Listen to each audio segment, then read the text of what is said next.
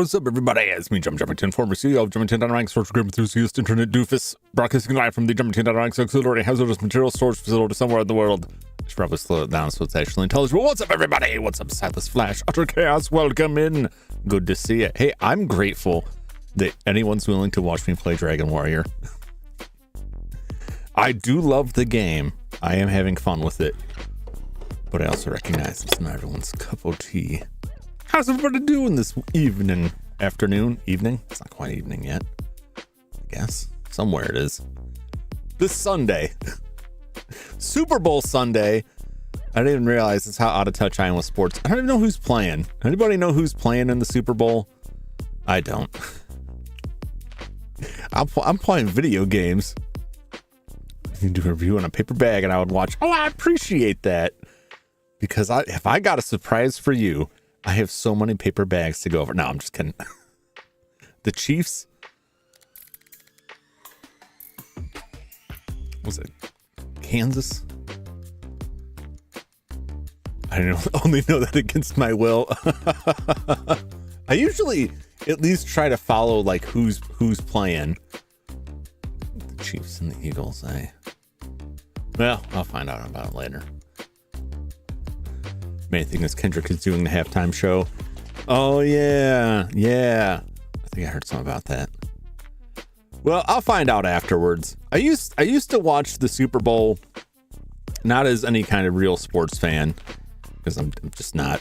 It's just not my thing. It's no judgment on it, but I watch it for the commercials, and then I eventually just like stop caring about that end of it. When you don't watch like live TV and you're not getting hit with ads all the time. Like they're no longer amusing and entertaining. It's no longer like, oh, I can't wait to see what weird commercials come up. It's just like, I don't want to see this. I don't need to know. Although it does kind of suck because I miss like movie trailers and stuff. Kind of out of touch with things, but I can live with that. Oh man, ever had one of those weeks that just feels like a year? Like it feels like it's been ages since I played this game last, and it's only been 7 days. There's just so much going on this week. Many long days and long nights. And it just feels like time has stretched on and on and on. But I had a pretty good weekend this week. We had the collab yesterday. It was pretty fun. And this morning I got up early to watch Aliens with a friend of mine who is out of state. So we connected up on the internet and watched Aliens. We watched Alien last week. So we're watching Aliens this time, which is very exciting. Still love that movie. Makes me bummed about Alien 3. Alien 3 is not a bad movie. I don't dislike Alien 3, but it is kind of a bummer that like Ripley gets a bad ending like 3 times in a row, kind of. What's up, Sky? Welcome in. How you doing? Happy Sunday. And weeks like that, yeah. It seems like lately I'm feeling that a lot. Where like 2 days will go by, and it's just like the amount of stuff packed in those 2 days is just like, oh, it's too much. New coffee, and it tastes like burnt popcorn. Oh no! Unless, Sky, you don't like burnt popcorn, do you? Are you going to reveal something terrifying to me? I would assume not. No, I would be worried if you said yes. I would be concerned. It would cast some doubts. It's awful. Well, I'm sorry to hear that. I hope that you can either replace it with some coffee that is better, or like just be done with it extremely quickly. Bought 3 packs. Oh no! Oh, that's the worst. That's the worst. You run into that with like when companies change like the formulation in food, and you're like, I like these. I eat a lot of these. And then they change something and you buy a couple of them, and it's like, no, this is terrible now.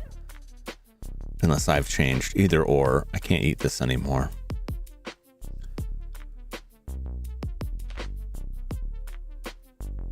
I wish I had made coffee.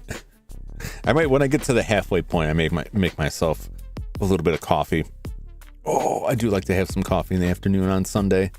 It's like the one day I will allow myself to drink coffee afternoon. It sucks when they do that. Yeah, it happens a lot. You know, we've all heard of like shrinkflation, right? Where they like change the package to hide the fact that they are selling a reduced amount for the same price. And the worst is like canned goods. If you're working off a recipe and it's like, you need, 16 ounces of tomatoes, and now the can is like 14.5 ounces. And it's like, oh, I don't want to have to think this much about it. Didn't sleep last night. It's cold, rainy, cloudy day, so I'm eepy boy. Oh, yeah, I hear that. It was weirdly like frosty out here. It was like hailing out here. And then there was like some snow cover. I just scraped a bunch of ice off my car yesterday. But I can rest somewhat easy because as I don't want to keep bringing this up over and over again. I did get my brother's furnace fixed finally put that thing to bed. Well, except for like the flue needs to be redone. But other than that, it's working. Not watching the Super Bowl? No. I'm a nerdy gamer kid. Not much for sports. I didn't even know who was playing until today. I had to ask / look it up. I wasn't even sure who was playing in the Super Bowl. I don't pay attention to it at all. Like, at all. Also, like, aside from what I said earlier about this week felt like a year, where, like, events from 7 days ago feel like a million years ago. At the same time, like, I can't believe it's already, we're already this far into February. And I'm still like, oh yeah, the new year, I'm going to get going on stuff. And like a month has gone by. I'm like, oh no, time is moving. Oh no. I had some fun yesterday. Everybody discussing ages, especially some of those commercials are pretty old. And people talking about their relative age on stuff. And I'm just like, oh, I feel my dust. I feel my body turning to dust. Last week and a half was a long one. Yeah, it was pretty nuts. A lot of dumb stuff. But then I know she didn't mean it this way. At least I hope not. But so at the end of the stream yesterday, like Cecily laughed the most, which I really had to restrain myself towards the end when I looked over at the score and realized I was going to lose it. And I'm terrified of what kind of like punishment people were going to throw at me. While also not really thinking about anything at all that I would throw at other people, which was kind of awkward. And I just kind of like threw out there like, well, I know she's got a Switch and she's got access to Nintendo Online. I'll just like play like an old NES game. That kind of enraged me. I'm like, Ninja Gaiden's on there. Play Ninja Gaiden. And she said, oh yeah, I've seen my dad play that. I'm just like, oh, I get it. I'm old. Increasingly relevant lyrics from Smash Bros. All-Star. And they start coming and they don't stop coming and they don't stop coming and they don't stop coming and they don't stop coming and they don't stop coming. Sometimes I wish they would. But not in a, that sounds really grim. It just, time, like, I lose track of time so easily and then it just gets away from me. But that's why I'm here doing stuff like this now, so that in 10 years from now, I'm not going to look back and say, I wish I did this 10 years ago. Cicely aged me a lot when she played Sonic Adventure 2. Oh, yeah. Oh, yeah. We all age. Yeah. Yeah. Eventually, everyone will catch up to me sooner or later. But in order for that to do that, I would have to stop aging. There's only one way to do that, which is to transfer my mind into a robot body to become ageless and eternal, trapped in the silicone. I don't even care about, like, well, it's just a duplicate. It's not the real you. It's good enough. It's good enough. My duplicate won't care. Just want some slack. So, Perhenmo. What's up, Perhenmo? Welcome in. How you feeling? How you feeling, my man? I know you've been sick earlier. Hope you're feeling all right. Hope you're doing well. Oh man, I'm just still just like empty-headed from the week. I was up way too late last night, and I got up early to watch Aliens, early-ish on a Sunday. Lost my voice. Tried to talk to Zane once in Discord. He laughed. Oh, that's not gonna fly well with Zane. Zane needs quite a bit of amplification there. If your voice is strained at all, it's gonna be a no-go with him.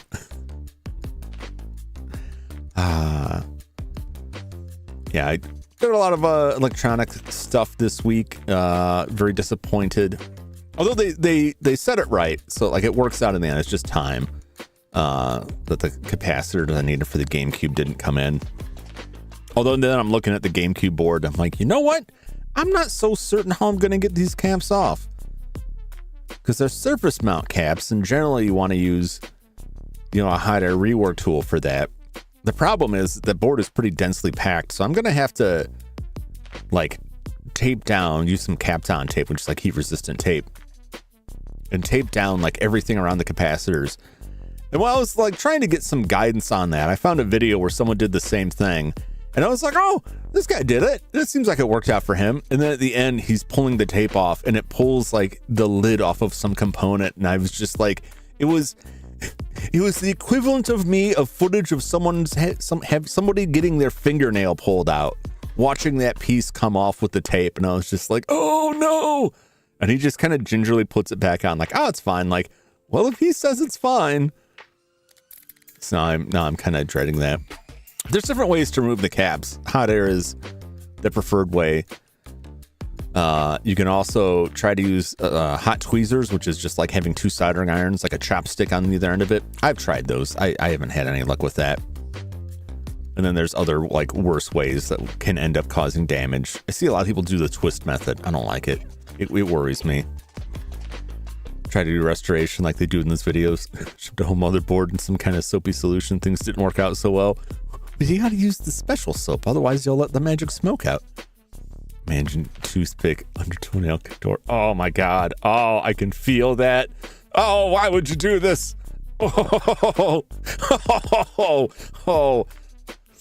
I've had stuff like that happen to my fingernails because I work with a lot of small metal objects. Get like some metal like way in there. Oh, it's not pleasant. Where's the bad button? You just gotta block. You gotta block. There's speed running getting blocked in my chat. The only solution is to like, you gotta chat more so it's not on the screen as much. Oh boy. All right, let's go over to the game screen. Where my game at?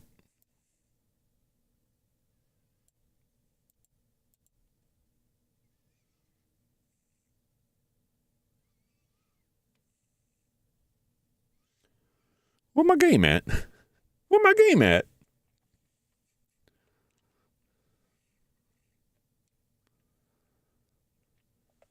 Where my game?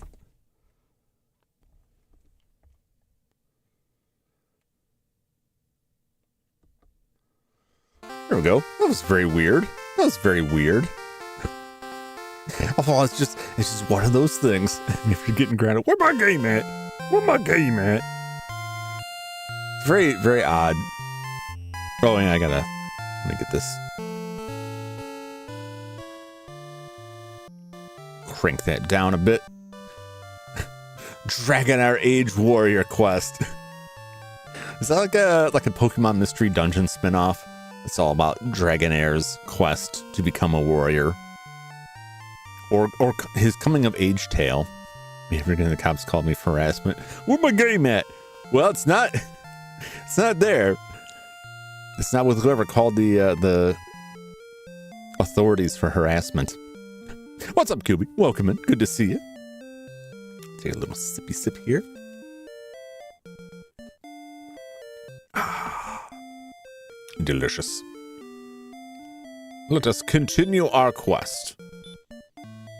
I'm always afraid I'm going to hit the wrong button. I say this all the time. I'm always afraid in games like this that I'll hit the wrong button and it's just like, oh, delete your save? Oh, okay. And then I'll just panic and like, oh no, and hit the wrong button, just delete all the progress. And then that'll be the end of that. We are 2,370 points away from the next level. Goodbye now, Jum! Level 14, what's the princess got to say? Dost thou love me? What if I said no? I can't. I don't want to ruin this. This is my one chance to be wealthy and powerful. That's a terrible reason to marry. Looking at these PS4 controllers to Express. The one I've had my eyes peeled is from Data Frog. I have reservations about that, but I haven't used them. I don't know if they're better now. I know during the PS3 days, there was a big problem with counterfeit PS3 controllers. And I encountered a few of them when I did some repair work on that for people. And they were not great quality. They left a lot to be desired. I don't know if things are better or worse now. Some PS3 controllers are like more, it seems like more than anything, they're like stupid expensive, and I don't understand it.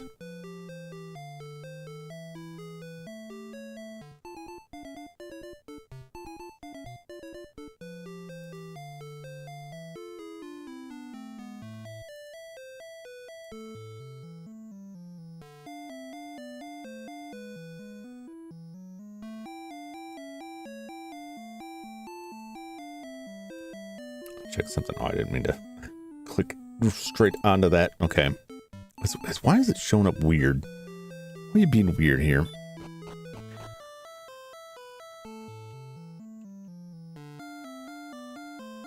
Something is off visually here. Let me see if I can justify this. Do. 1 second. So something off on that and it's disturbing me.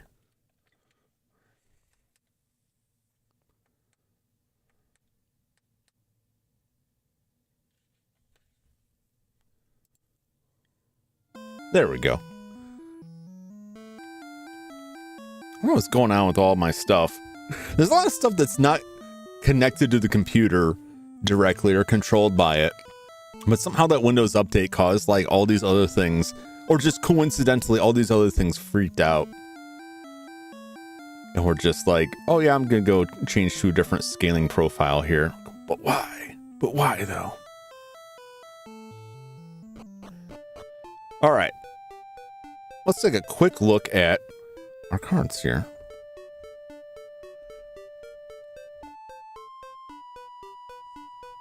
But Data Frog though. Look at those.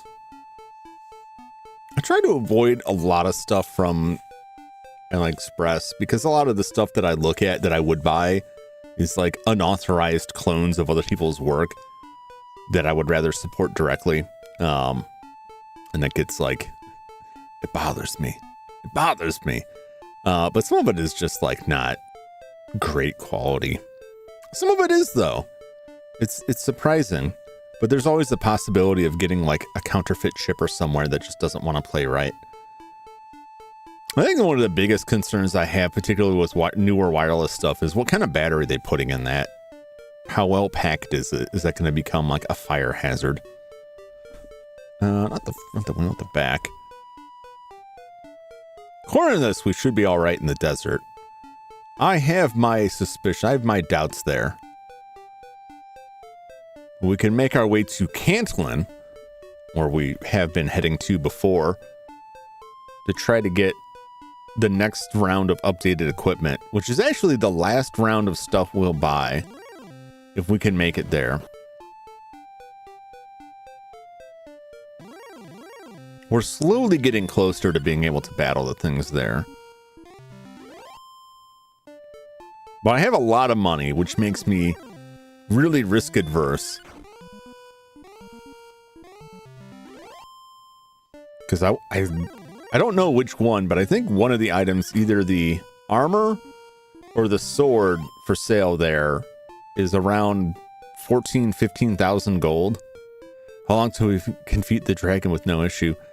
Well, so the dragon, we did beat the dragon last time, Silas. The swamp cave dragon. We did beat that dragon.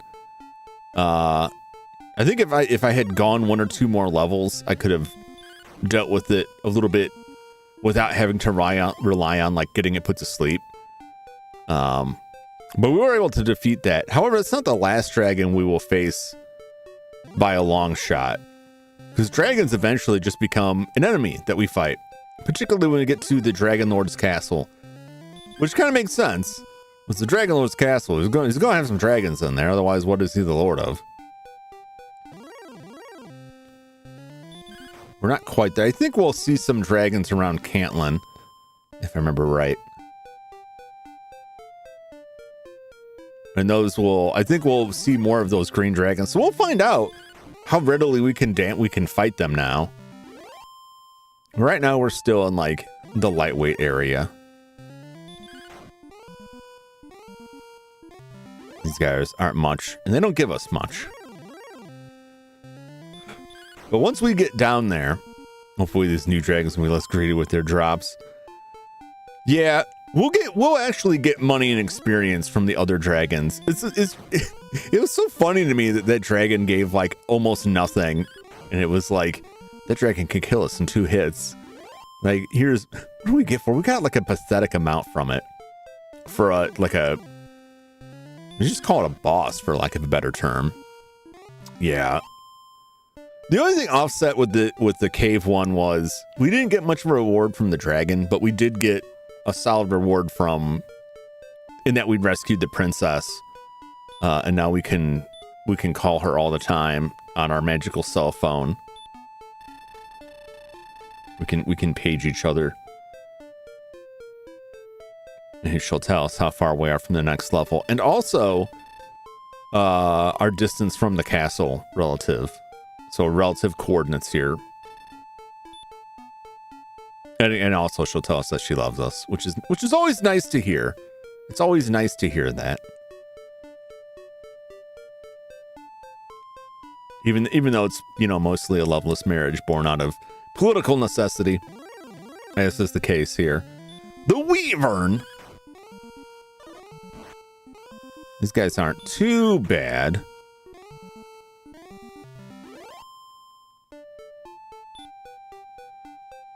The only thing that's rough around here, we can try to run. Do I still have?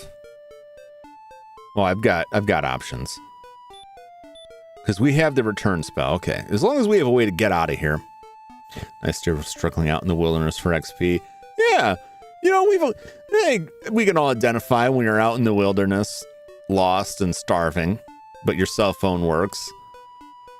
But you're less concerned about, contacting people and getting help. You just want to call your loved ones and hear nice reassuring things before you eat those wild potatoes, which you shouldn't eat because they're often poisonous. So then you're afraid to eat anything because you never learn how to survive in the wild. So you're just living off of rainwater that collects in a ditch that ends up having parasites in it. It's good times.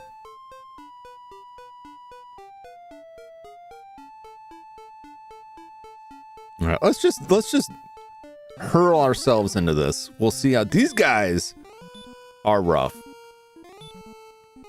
I'm just gonna fight it. They get bit by a rabid bat. Oh my god! So that even when you survive, it, you manage to escape.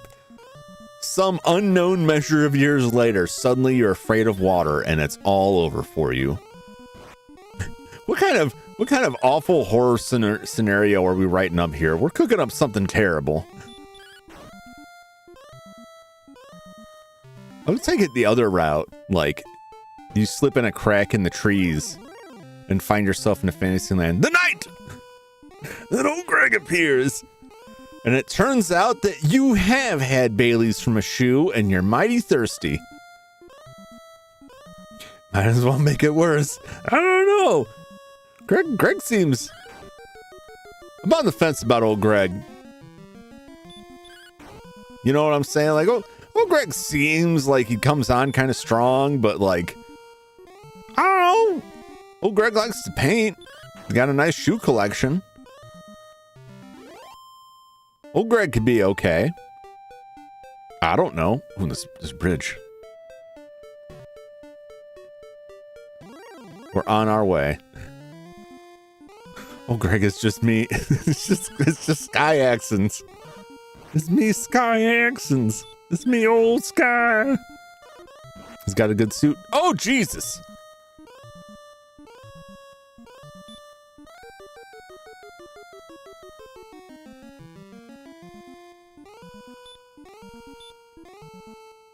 We use this herb.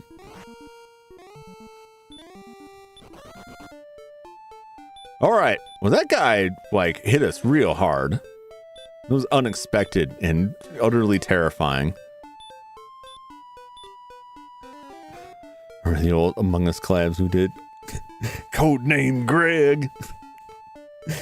Man, it's been a while. I haven't been able to like make connections on the collabs for that stuff for pretty much all of this year so far.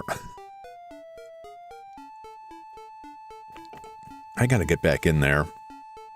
I keep looking at that stuff and I'm like, no, I can't do it this weekend. No, I don't got that game. No, might have something going on. Unpredictability. Things should be smoothing out now for the short term. I got it back. I miss playing some of them games.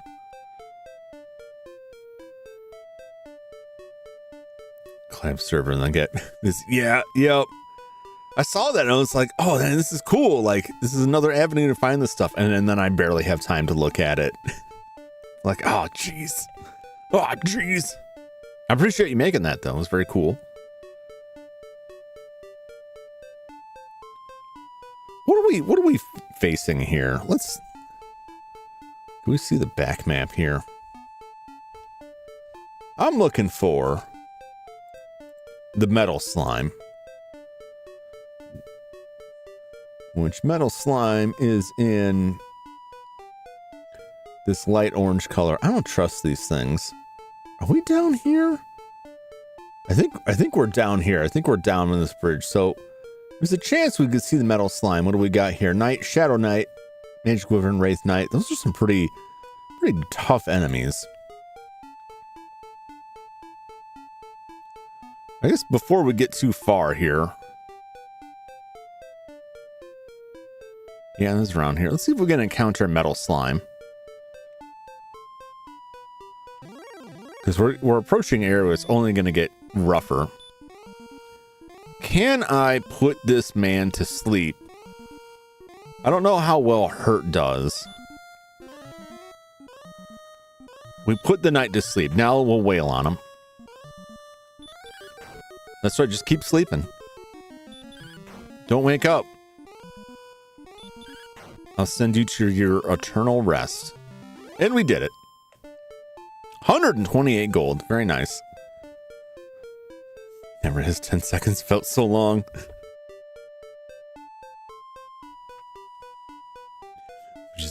We're just waiting. Oh my god. I didn't see this one. I'm so bad with that because as soon as I'm done looking at the map, I look away and then I've completely forgotten the map is up there. The back map is not on a timer. I need to put like, I'm gonna just keep doing this. Keep like fiddling with this until it's like, until I find a system that works. I'm gonna do something here. Nope.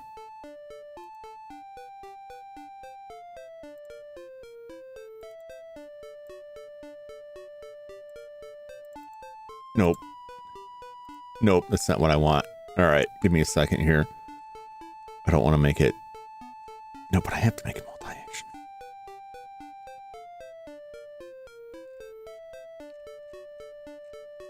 Oh, I just broke it. live editing here and then just breaking everything. There we go. Do. That's the map back. I need to put a timer on here. Timers.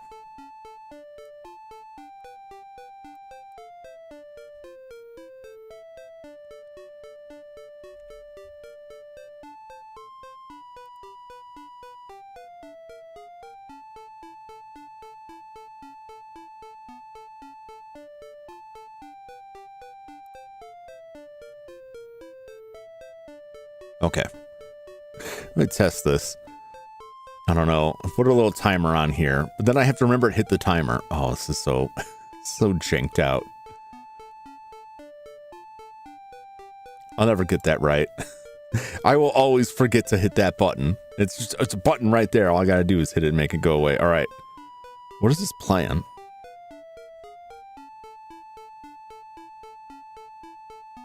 Oh, that's not gonna do anything for me.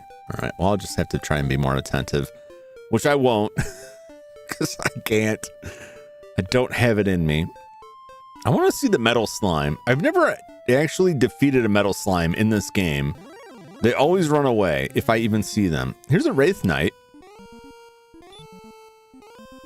I think these guys got spells. Some of these elaborate setups you rig up to automate things. A lot of the stuff, like, you know, it's just like runs through a lot of the stuff. It works really well.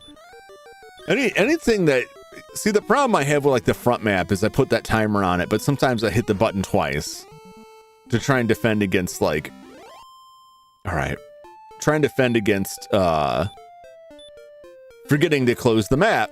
But then I need it up for longer than that, and I end up hitting it twice and it breaks the timer, and then I have to wait to make it go away because I no longer have a button to just make it go away, which I could just add. I've got the space. And same thing with the back map. I didn't put a timer on the back map because I need to look at it longer. And then I just forget. And I just forget to close it.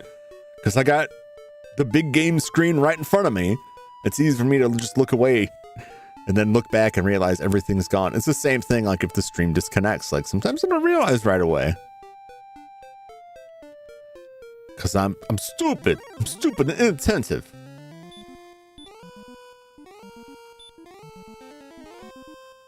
It seemed like last time he just stabbed me. So I could be wrong about their spell power. They could just have stab power. Oh no! See, he did try to heal himself. Not today, friend. I'm losing a lot of my magic power here, just keeping myself healed up. Just trying to juice myself up just a little bit longer. Magic Wyvern. Okay, with a name like that, he's gonna have spells. New OBS layout. I don't need to have YouTube or TTV Studio up. Server knows drop frames anymore. Yeah, half the time when YouTube's like, we're experiencing an issue. I'm staring at OBS like, no, everything's fine here. I have, you know, this. I have had this stuff on there, and I'm turning it off on OBS because it just got too. Maybe I could put it up now because I have more real estate on the screen. It got too distracting and covered other stuff I needed to see. We don't want this guy casting spells. Like, Look at that. He's trying to put us to sleep. I don't think so. I mean, he's still hitting us real hard. It's still a bad deal. But as long as he keeps trying to cast spells on us that he can't, we might make it through this. Jesus, this guy's hit hard. Look at Shadow Money Wizard. You gotta stop. You can't let those spells go off. They'll kill you. But yeah, I mean, I've got, you know, the diagnostic stats up that tell me if I'm like dropping frames or what's going on with that. But most of the time, if something's going wrong, it's just like, hey, everything failed. Oh, did it now? And then nothing more helpful than that. We'll go for a little bit longer here. Where are we at with this? No, I just got started. We would fight some. We're still probably like a ways off. Oh, geez. We only got like a couple hundred experience points. It takes quite a long time. Metal Slime! It ran away. That always happens. Every time I see Metal Slime, they just book it. Oh, no! Okay, at least he didn't put me to sleep. He could still chew us to death, which is what it looks like his game is. Oh, I need to run. All right, I'm low enough now. I just need to fly away.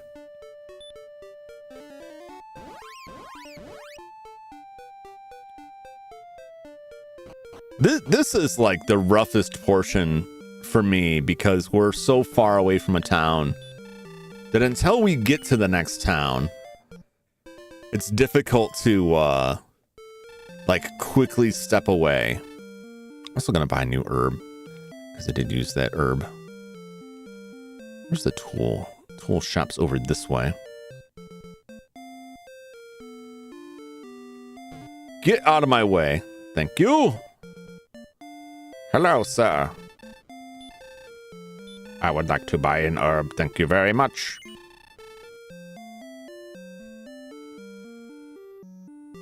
But, you know, it's nice that we have a fast travel option to bring us back here.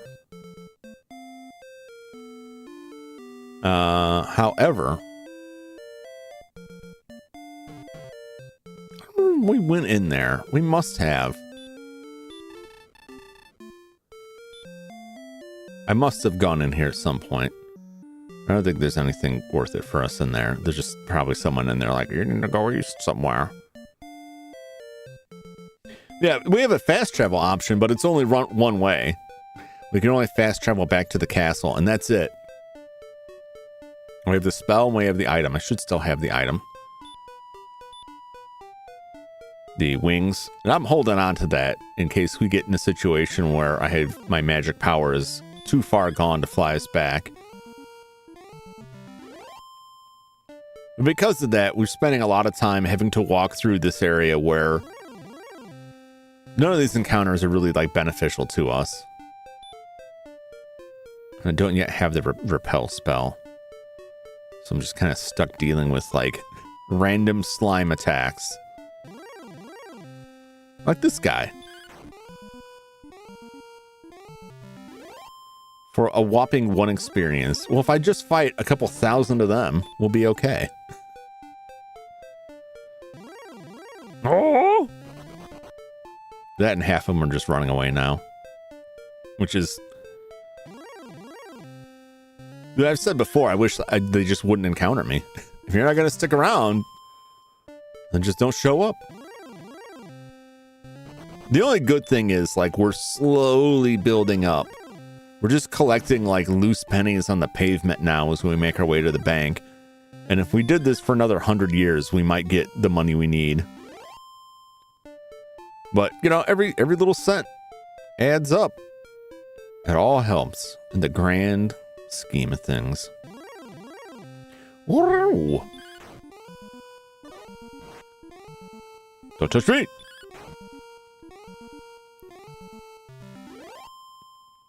I see a couple levels up and those skeletons are like no longer anything to be feared at all. Next challenge, grinding to max level in one area. It just like takes like exponentially longer. Like every level you get is just like this insane ballooning out of how many enemies you need to kill to get that way. After a certain point, you could just you could like completely automate that process and just have the thing like walk back and forth and hit A bunch of times.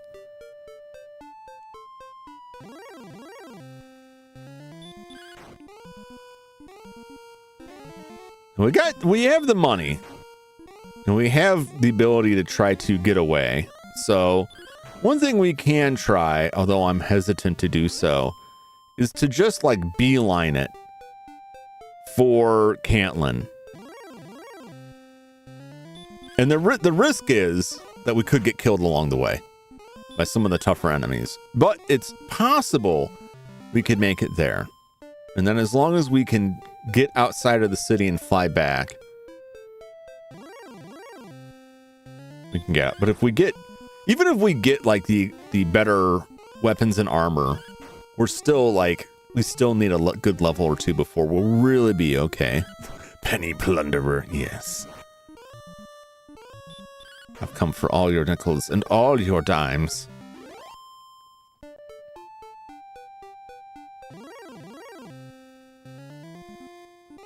Oh no! Oh, okay, it's just a stop spell. This knight will not leave us alone, but at least he just keeps stopping us from casting spells, which I'm not even trying to do. Oh no! He's hitting us. Oh! Nice. Critical hit. Heal me.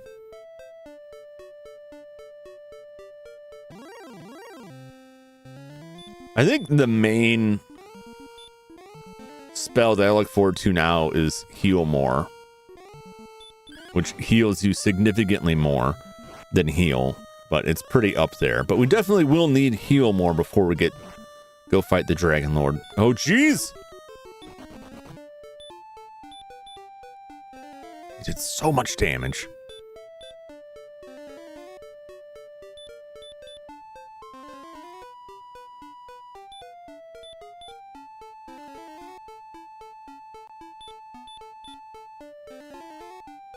Okay. It does make me question my plan here. It does cast some concern on that. If I just run for Cantlin now, will I even be able to survive to make it there? Will I just lose 4,000 or 5,000 gold? Come on, quit hitting me. Use spells. Use spells, damn you. Okay.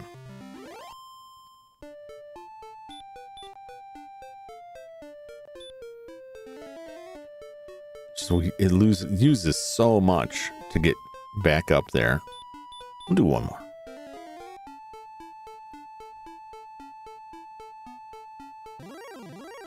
I'm not even sure how far it is.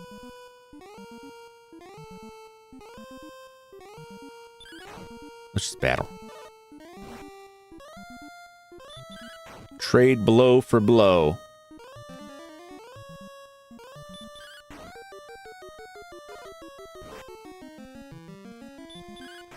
This may be a bad idea. Okay, no, we got him. We got him. Yeah, they do so much damage here.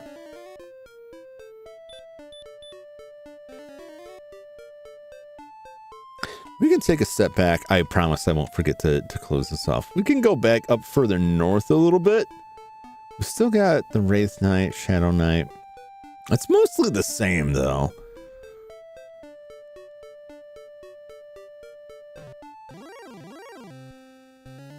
Star Wyvern? I don't think I want that.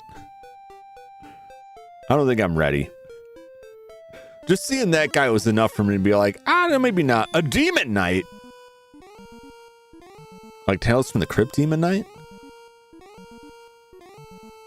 That's a pretty good movie. It's pretty entertaining. I don't know about this guy. This guy's gonna...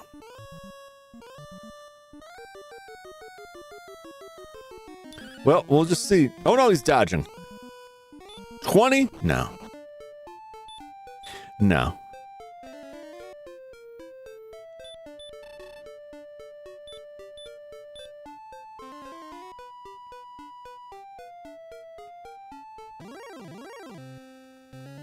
Let's buy a couple more nights. That gold is like very, very nice. Very nice amount of gold. Experience is slowly getting up there. The main reason I want to get to Cantlin as quickly as possible is so I don't have all of this money hanging around here, you know? Because it makes this like so terrifying.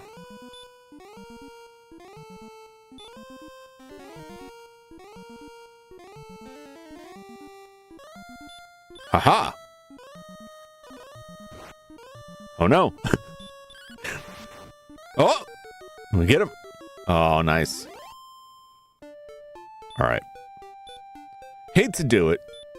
But with our MP low, and the only way we can recover that MP is by resting. If there's any other means of recovering MP, this would be far less necessary.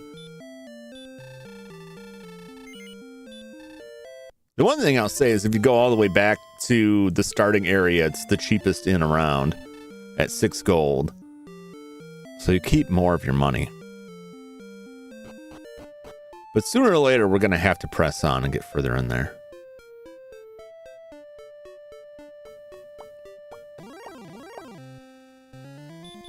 Red slime. All this vegetation should be red and blue at this point with all the slimes I've killed, just coating the whole countryside.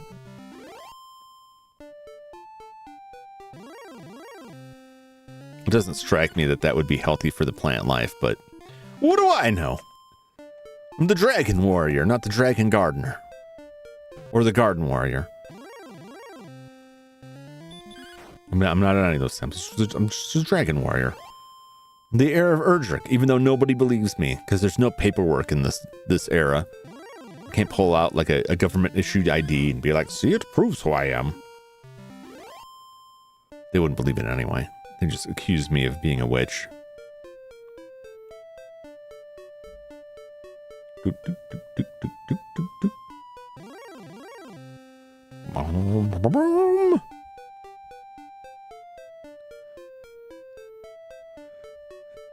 I just right before I looked at the screen, I had a terrifying thought. Did I not hide that map? I did hide that map, right? I'm just now I'm all self-conscious about it, and I'm getting like be filled with anxiety every time I feel that because I know I'll forget. I know I'll forget to push the button.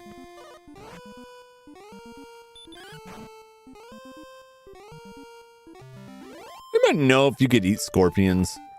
I know they got like the poison like in their stingers, but you could probably like it's not like in all of their body. You could cut that stuff out. You can. Are they like crab or maybe like a crawfish sort of consistency? I don't know where I would go to eat scorpions, but now I'm curious.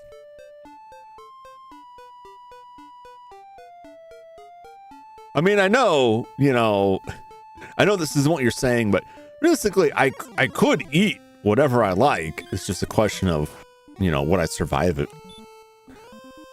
Sure saw them get eaten on bizarre foods. I mean, I don't know. It sounds like they'd be tasty. I guess it depends on the size. Demon Knight. What can we use against this Demon Knight? This Demon Knight roughed me up pretty bad last time, but this mostly just because I couldn't hit him. Oh! We got a critical hit. Wow! We one-shot this guy. Scorpion lollipops! You can eat anything if you put your mind to it. Yeah, that's what I'm saying. People have gotten scorpions, tarantulas. Oh yeah, the tarantulas I've seen. I've seen a couple people eat like the tarantulas. They all seem to kind of struggle with what to do with it because they pull it out and it's just like this desiccated, salted thing. And while they're looking at it and like, I don't know if I'm going to eat this or not, it just kind of starts falling apart, which I think just makes it worse. Lollipops with scorpions in the center. Wow. That's quite a surprise inside. I Amazon sells edible bugs. Yeah. Anybody see Snowpiercer? About the train? Like the world ended. There's a new ice age and there's this long train everybody lives on. Right? And they're eating these like jello like food cubes. It's the rations that they get everybody eats. And they find out it's made of bugs and everyone's like, oh, don't look, it's horrible. And I'm just like, so what? Who cares? How's it taste? Does it fill you up? That's fine. You can make that out of sawdust as long as it's keeping me alive. Make it on people's feet. I'm not picky.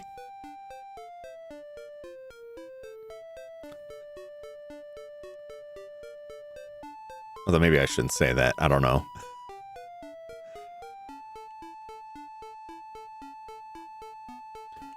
I don't know, like, I don't know if a foot would be, how edible that would be. What kind of cut of meat that would be. The gorilla. Every time I have, it's not been pleasant. I don't like the concept of eating bugs. In my mind, it is all about how they're prepared. Now, if they just throw some bugs on a plate and they're like, you pick up that cockroach and you eat it raw. No, thank you, sir. We put a little oil in a pan, you fry that up, and then pops like popcorn, and it probably tastes like popcorn with a little salt on it. What I'm saying, like in the case of like the Snowpiercer, like that's all processed. They just turn it into like food cubes. They just grind them all up and pour it in a pan. You get some Jello jigglers. You know, that's cheap, efficient food right there. All the protein you need. The Wraith.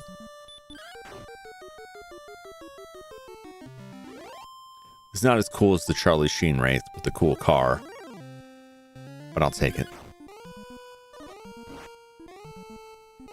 I got extra credit in middle school for volunteering to eat a chocolate-covered grasshopper.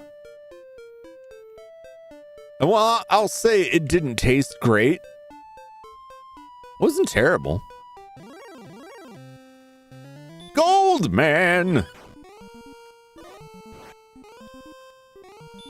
Give me your gold! Imagine if you were made of gold bricks. And like everywhere you go, people would just be coming up to you trying to like just shave off just like a little bit. They'd just be like scraping a knife against your exterior, just like You couldn't possibly stop all of them. Get a gaggle of children up there with sanders just trying to get just a little bit of that gold dust. You're like, hey man, this is my flesh. But they wouldn't hear you. They wouldn't listen. All they're thinking about is the bills they gotta pay or the V-Bucks they're gonna buy with all that sweet gold. That's why you don't see gold people out anymore, because they've learned not to walk the streets. Now you live in an age of convenience. They can just get everything delivered contact-free. Then no one will steal their precious skin.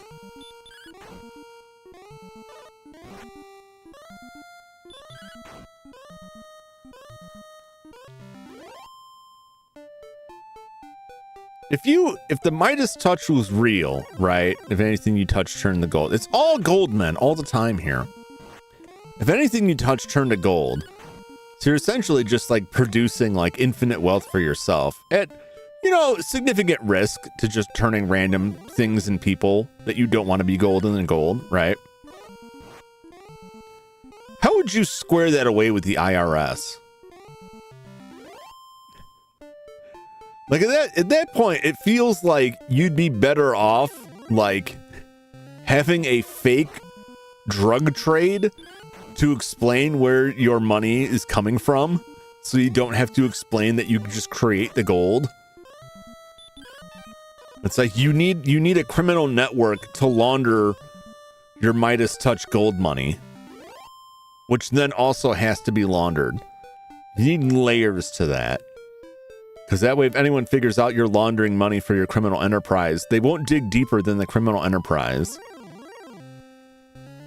own a restaurant. Yeah, that's a big way to do it.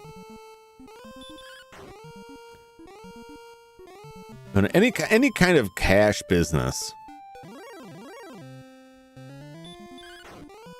Tips, anything dealing with tips. A mattress store? A few dozen. Is that why there's so many mattress stores? You know, a couple towns over, there was like a story a while back about how this one strip had like 8 mattress stores, and half of them were owned by the same people. And like, why are there so many mattresses? Like, mattresses have like a 400% markup, so everyone wants to be in the mattress business.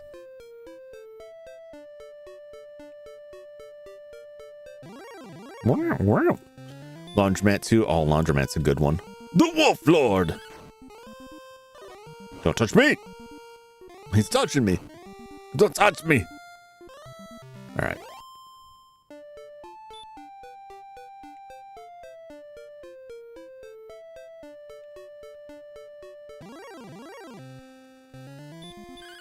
Convenience stores too. I don't know. I think like restaurants are good because like there's a lot of ways to slip extra money in the till there. I think more legitimate businesses, I think like the service-based stuff is like the big one, right? Because if you're running like a convenience store and you're like, I sold 8,000 Snickers, then they're going to ask you to prove that you actually had 8,000 Snickers to sell. But a car wash is just like, these cars came through and washed and they paid money. And it's like, what kind of records are you going to keep to prove yes or no that those cars came through? Or that they didn't tip? No one's tipping at a convenience store, right? Because that's another way you do it, is by putting things in as like tips. Gratuities, extras. So I'm told.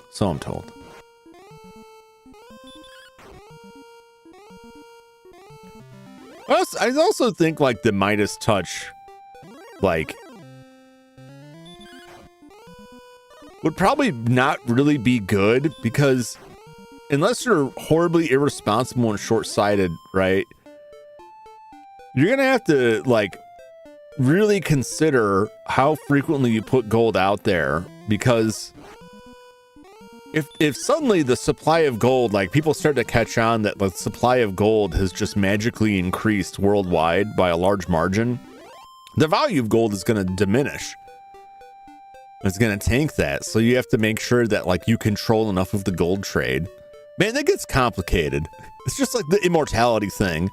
Being like an immortal vampire sounds real cool, but the real world logistics of it kind of make it suck. Don't worry about touching people you're close to. It's complicated. Yeah, I mean, that is a concern. But it's like, you know, you could sell statues like that. It's fine. You just never get close to anybody. Not like physically close. Right. You put yourself in the bubble. Like, I'm in the bubble. I'll touch people close to me. See, if Bremo had the golden touch, he'd just be... He wouldn't change a thing. He'd just be doing the same thing, only there'd be a lot more gold people running around. Maybe that's where all these gold men here came from. Maybe they're all working for someone who had the Midas touch, and they're like, here's their paycheck. And he just turns them into gold. And now they're just wandering the wilderness because they're tired of people trying to steal their gold, and now we're killing them for their gold. I feel kind of dirty now. Nude gold statues with anguished faces. Yeah, I mean, once they're gold, like, you can get a metal worker to rework that stuff. And you're kind of going to want to do that because you don't want them to look like the people who are now missing. You want to make sure no one can tie it back to you. So you're going to have someone on the paycheck, someone on the payroll who can, like, rework those faces to look like somebody else. If you were magically converted to gold, and let's assume it's like petrification. It didn't necessarily kill you. You're just kind of frozen that state. And then someone like did some work. Like, I don't know, they carved some stuff in the gold or, you know, changed the shape of the face or whatever. When they change you back into flesh, would those changes stick? appropriately, or we just be like really messed up. So does artwork. Yeah, that's what I'm saying. That's what I'm saying. Eventually, you would also have to start taking some of the stuff that you've turned to gold and like coating it with something else to hide the fact that it's gold. It's kind of horrifying. Yeah, like here's one angle of it, right? Like you get turned into gold and somebody does some, rhinoplasty on it, right? They like mess with the nose, right? Make it bigger, make it smaller, whatever. But they're just like melting the gold or like working it with tools, right? And then you get converted back to flesh. And it's like they haven't like anatomically configured things. So now your nose may just be like a lump of flesh with no nostrils or airway. Or it could just like the parts that were reworked don't register as part of your body. And you're just like, you have no nose and there's just a golden nose hanging on the floor. Looking like Michael Jackson. Yeah. You'd rather turn things into copper than gold. Yeah. See, that's copper. Extremely valuable, right? You could do a lot of stuff with that. You'd probably raise a lot less red flags. You still got to be careful. Because think about, and like any heavy industry or government industry is going to be like, if we get this, then we never have to worry about getting copper from any other country in the world ever again. We never have to worry about paying for it. But we'll charge people for it as though it's still rare.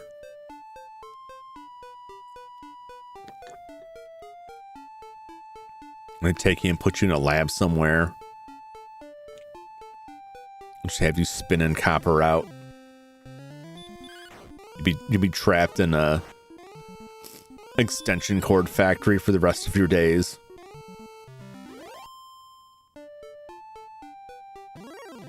What will be the base of that? What kind of minus power do you want? Diamonds are tricky too. Yeah, see, diamonds are not really that rare.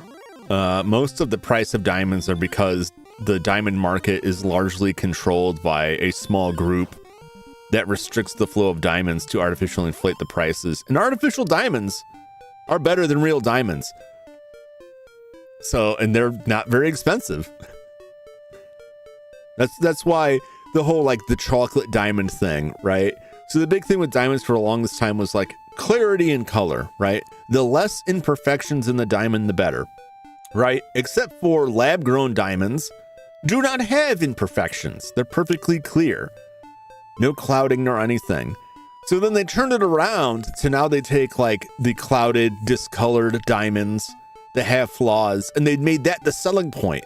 No, you want this one. That's how you know it's real, and that's what matters. No, it doesn't. No, it doesn't. Oh, some capture you, though. If they touch you, they turn into copper. Yeah, but I mean, you can touch stuff and turn into copper, but they can still like tase you from a distance. They can still shoot you with a tranq dart from a distance. You know, they can drop a box on you. That box is copper now, but what are you going to do about it? You're not like Magneto. Like, yeah, if they touch you, but like all they got to do is avoid touching the hands. And then how much connection? Because if they just like, put some like boxes over your hands, right? Put some boxing. Well, yeah, you hope if they were not trying to destroy you, right?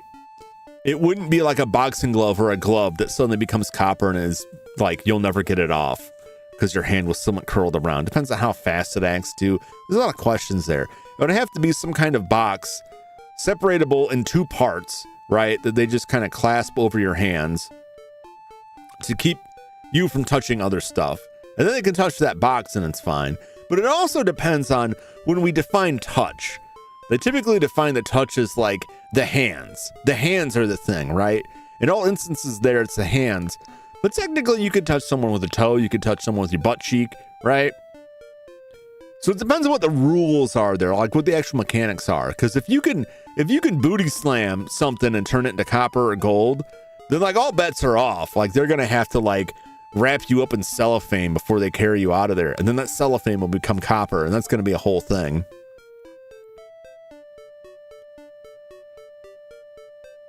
But if that was the case, you couldn't even wear clothes. You would have to understand the mechanics of it enough to be able to fabricate some gloves that are resistant to it. But if you can fabricate gloves that are resistant to it, then your enemies can fabricate suits that are made of that same stuff and resistant to it. So it turns into a whole thing.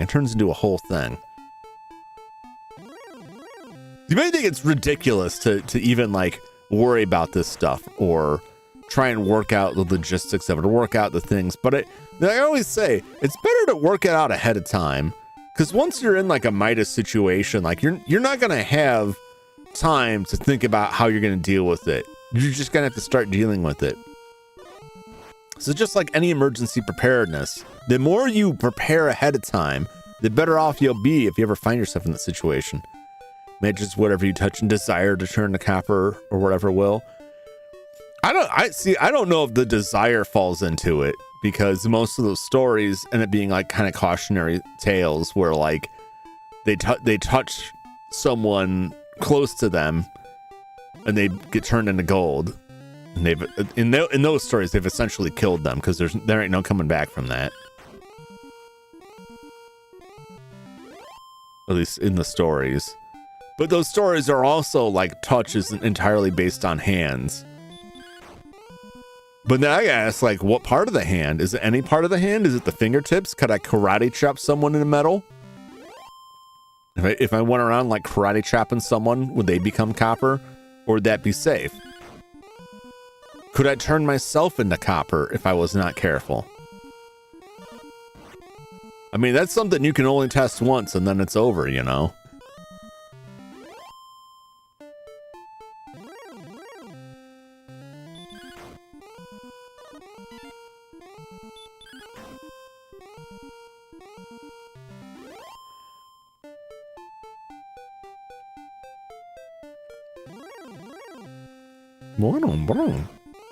But you gotta make sure like you got loyal people around you, because if like touching becomes such a thing you can't eat, then you're gonna have to pay people to like sit there and feed you.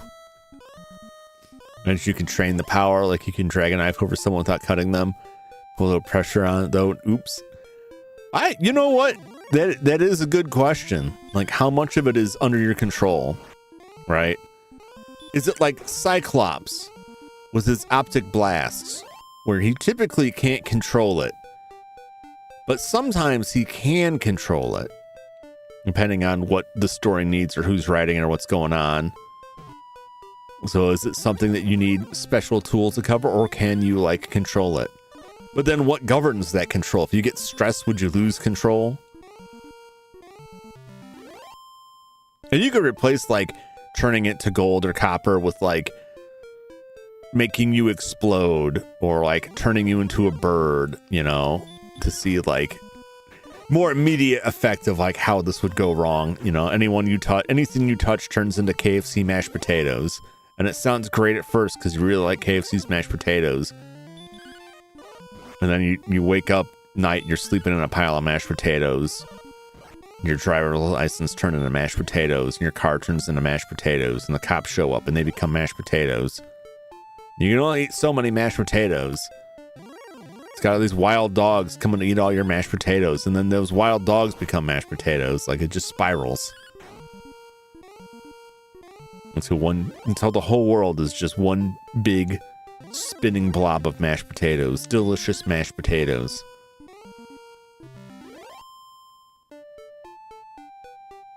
And no one's left to eat it. Touch the ground, so guess what? Mashed potatoes. Yeah.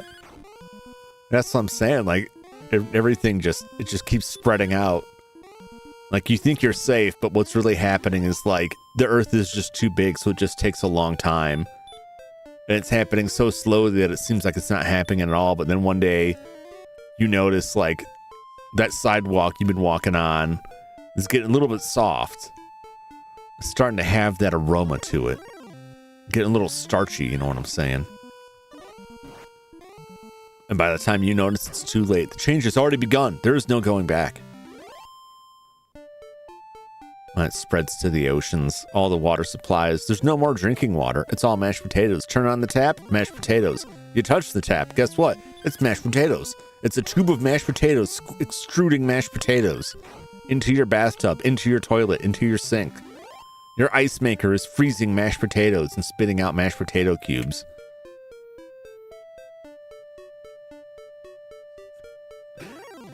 Oh, mashed potatoes. I guess what I'm saying is I also would like to eat mashed potatoes. What's up, Chris Courage? Good to see you. How you doing? How you been?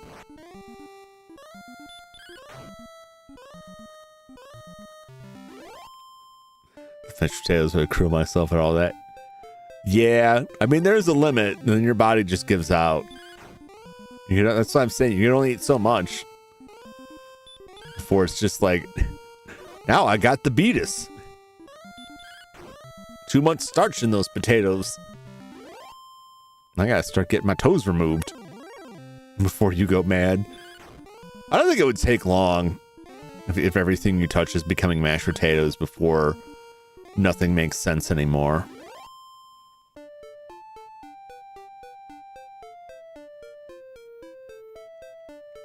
Imagine like in Nightmare on Elm Street, where in the first one Nancy's like running up the stairs and she puts her foot on the stairs and her foot sinks into the stairs because it's made of like, has the consistency of melted marshmallows. Well, then it's just mashed potatoes like everywhere you go. Skittles had a commercial about that where the guy turned everything he touched into Skittles. The commercial is so good. Like he touches something and it turns into Skittles, and he's at a desk with a phone, and the phone rings and he goes to pick it up and answer it, and it turns into Skittles. He grabs it, picks it up, and it turns into Skittles, just drops everywhere, and he gets frustrated and slams his hand on his desk, and the desk turns into Skittles and all just collapses into this heap of Skittles. It's good stuff. It's good stuff. I just don't take this anymore. Eventually you're gonna have to. Yeah, you just have to trust gravity to do the work for you. But again, it also, like, we haven't clearly established, like, if you touch yourself, are you safe or are you mashed potatoes? Because if you could turn yourself into this, that problem will solve itself very quickly. They'll just be like, it's just like a random variable about how big a pile of mashed potatoes, including you, is it gonna be. Because unless you like very carefully train for that, like sooner or later you're gonna slip up. Skittler. Okay, since the guy from the fist wasn't that turned to Skittle. Yeah. What's up, Joshua? Grind warrior it is. We're grinding away. I'm desperately trying to reach an apex of power here so I can survive the next part of the journey.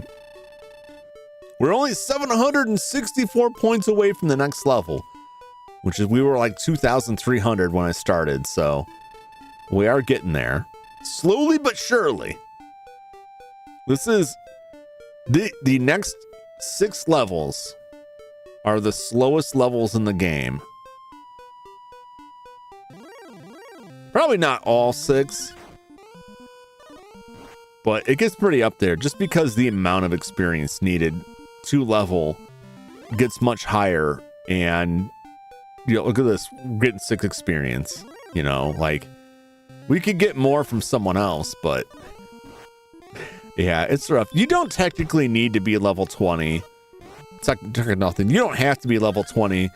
Level 16 or 17, probably 17. Let's see, what is 17, because you're gonna want heal more to heal you, because you can only carry so many healing items, and that Dragon Lord does a lot of damage. So 17 is like, that's the limit. You could do it. People have, like, speedrunners will do it sooner. You gotta get pretty lucky. In a modern version, it was done in 3 hours. Yeah, there's just not much more to it. And just like a lot of RPGs, anytime they put like a modern release out for it, one of the first things they do is slide those number sliders way down so that everything goes much quicker. Which I can agree with. But it does, like, it cuts a lot out of the game. They were much simpler times then. But I don't mind it. I like the creatures. I like these critters. As long as we're not running into the Gold Man. Gold Man is like, I'm fighting him because the money's good, and I do like money, and I need a lot of it.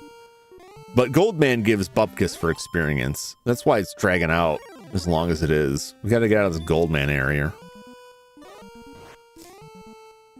Let's feel it. Yeah.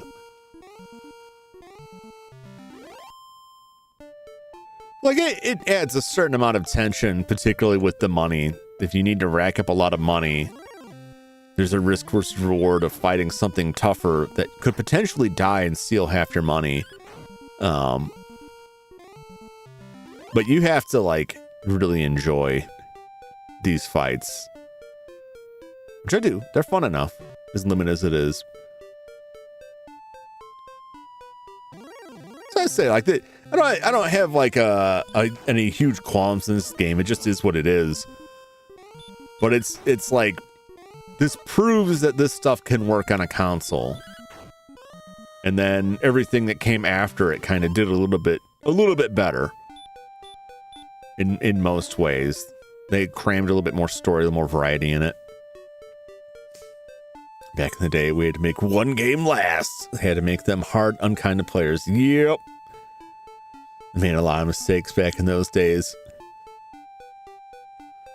Secret of Mana gives you a character at level 1. I don't know, I didn't have too much trouble with Secret of Mana. But Secret of Mana, like, the biggest grind issue in Secret of Mana was grinding up the spell for the Mana Sword. I really enjoy it. I really enjoy that. Are you starting with the Secret of Mana, or are you going to start with the Game Boy game? Because I believe the first one is, what was it, Final Fantasy Adventure? I think, is it? Because there's Final Fantasy Adventure and Final Fantasy Legend. I think it's Adventures that start with the FF one. Yeah, I played that years and years ago. I thought it was a lot of fun. I really enjoyed it. I really like Secret of Mana too. If you play Secret of Mana, the SNES one, the only recommendation that I have, and it doesn't come up a lot, but there are times where the computer controlled party members just will not pathfind properly, and you'll get stuck trying to get them to walk around a corner or walk up a bridge. If you have a second controller you can plug in, you can take control of them, even if it's just one of them, and just kind of slide them around. I know you can, like, switch, you know, who you're controlling, but, like, sometimes it's good just grab the other controller. It doesn't always work, but you can also play multiplayer if you know other people who want to play it. You can play, I believe it works with the multi-tap too. I think you can have 2 other players, everyone controlling their own character. Unless Lunar Silver Star Harmony is getting released as remastered, doesn't appear to have Lunar 2 Eternal Blue Complete. Oh, that was a weird mouthful for some reason. Yeah. I saw that they are doing the Silver Star story. In that, I didn't think I saw anything about the Lunar 2. Silver Star Harmony though, which one?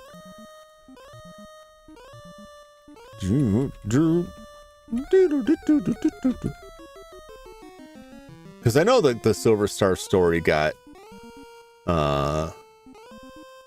announced, like the remake. Oh, Harmony is the Silver Star Harmony is the PSP one. Are we talking about the same thing? Utter Chaos, like the Lunar Silver Star Saga remaster that's coming out. I'm curious what they do with it. I know there was a lot of discussion about the voiceover parts and how they're not using the original voiceover. They might not be using the same translation as the old Working Designs version, which there's a lot of logistics, a lot of, you know, legality, contract stuff involved with that. So I can understand a lot of reasons why that would happen. Playing that PSP the most, which is why it stuck as Harmony in my head. Oh, okay, I gotcha. That makes sense. Yeah, I'm curious how that's gonna pan out. I thought that they did a pretty good job. It's not the same group, but like the Final Fantasy Pixel Remaster, I thought they did a pretty decent job. But it is really based on taste, because some people really don't like the new sprite work they did. And I thought they looked fine, but I can still play the originals. So it's like, I don't need this, but it's cool that it's out there with some, you know, quality of life improvements.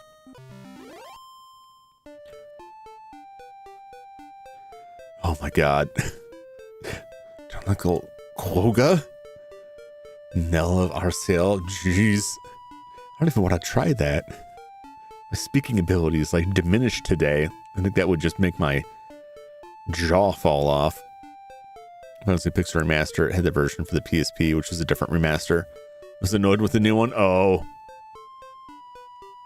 I played other re-releases. I hadn't seen the other remasters. I think a lot of the other remasters I saw were like the ones they made for like mobile releases were okay.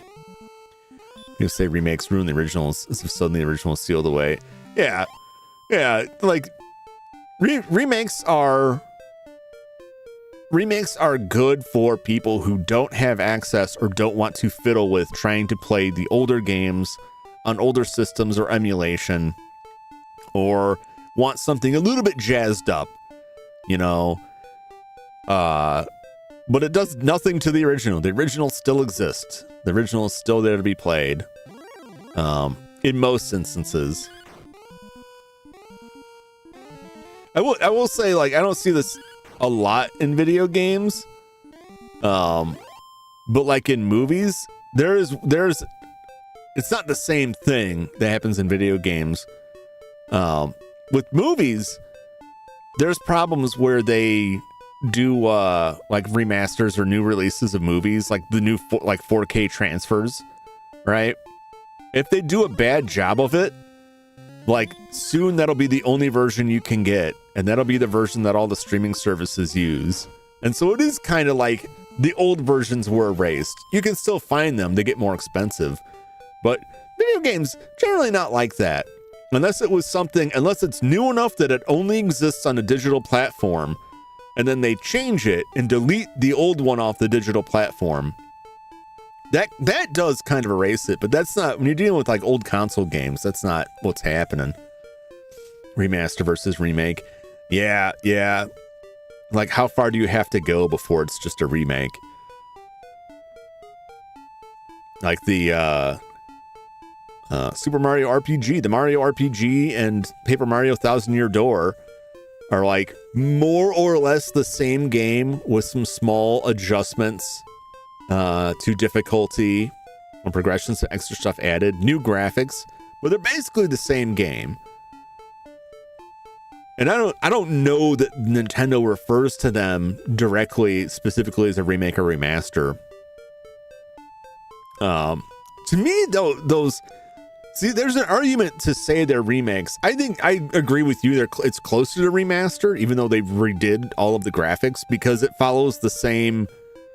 Like, the game is basically the same. Put a fresh coat of paint on it.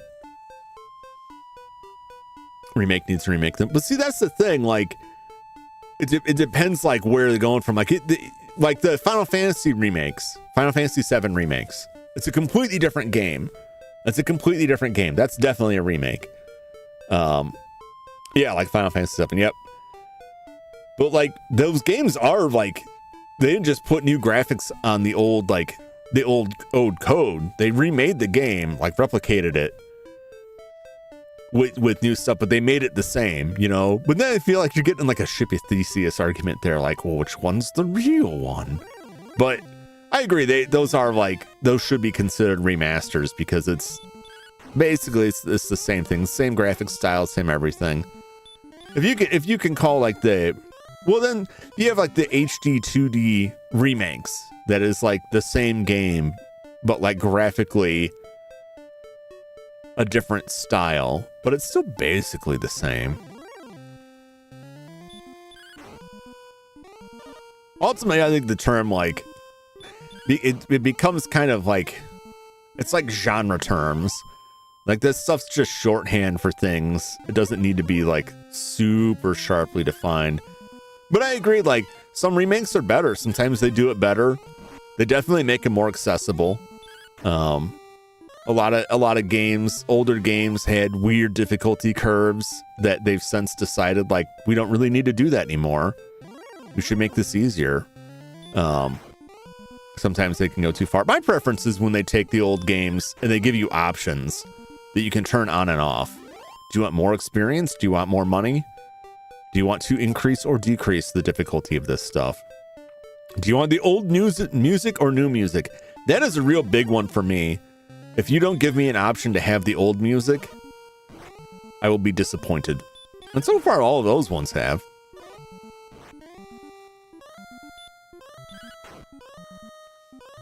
Honestly, advanced games, new graphics, same story. The stats were changed.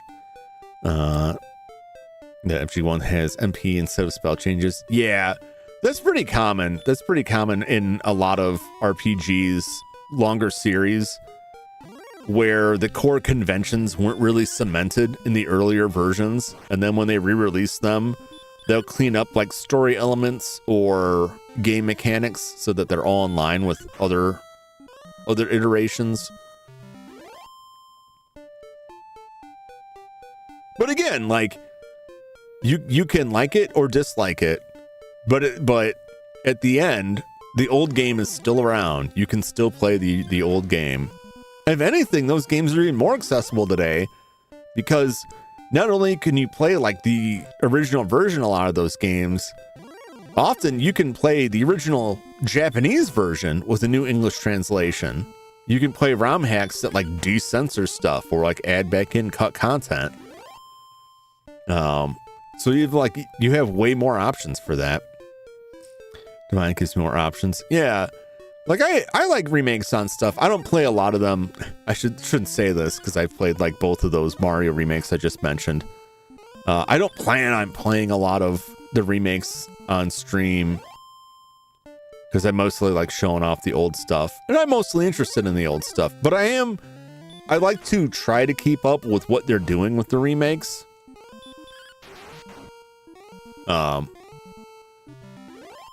Just to see, like, you know, where are they going with this graphically? What are they doing mechanically? Because like I said, the Final Fantasy pixel remasters that they did, I liked well enough. And I thought the graphics were different, but I understood why they did it. And I thought they looked pretty nice.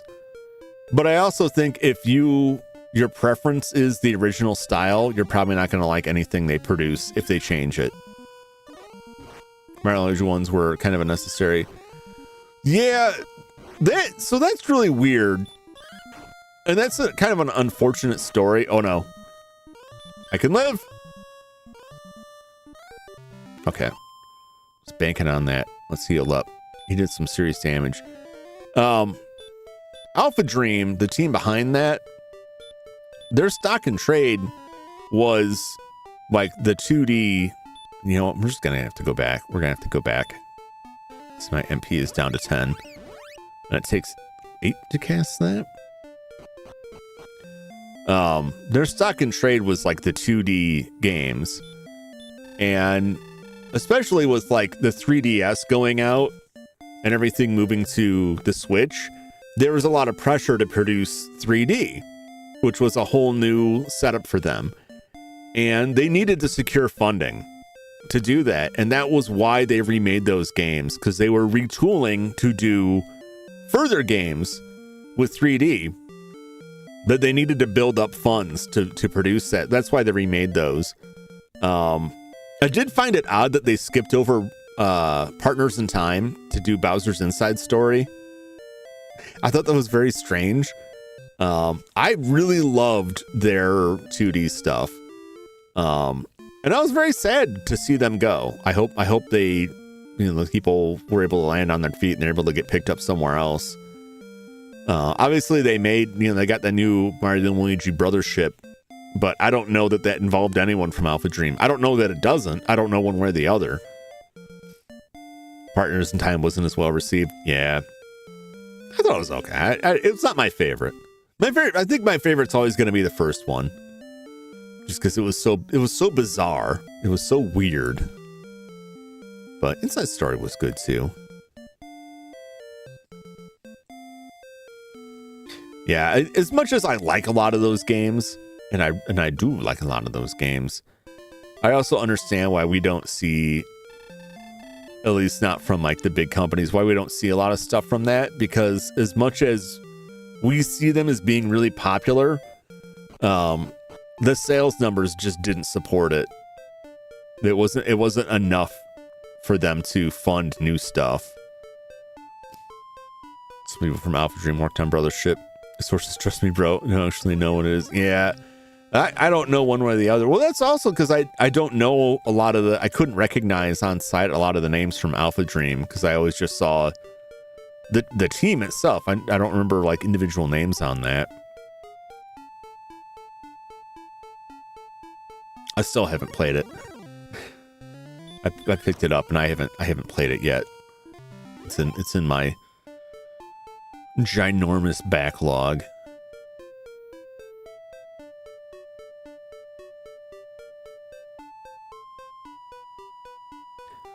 What a lot of the stuff that I saw seems like they were really targeting a younger audience with that, with a lot of over explanation of how to play the game within the game, which, you know, isn't bad. It's not for me, but it doesn't make it a bad game necessarily either. But I can see that being a little irksome.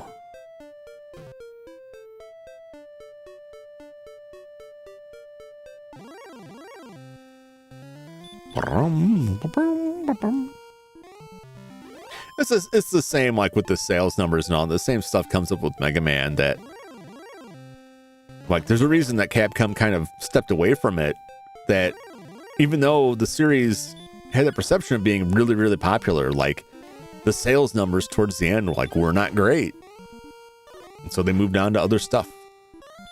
I think Mega Man 11 has sold very well for them, and it would probably prompt them to put some other stuff out, but hopefully not just more collections. Except for the things they haven't collected. I'll say that.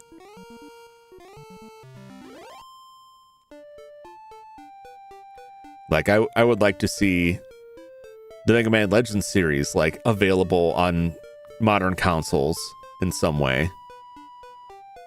Just because I think that's a really great series.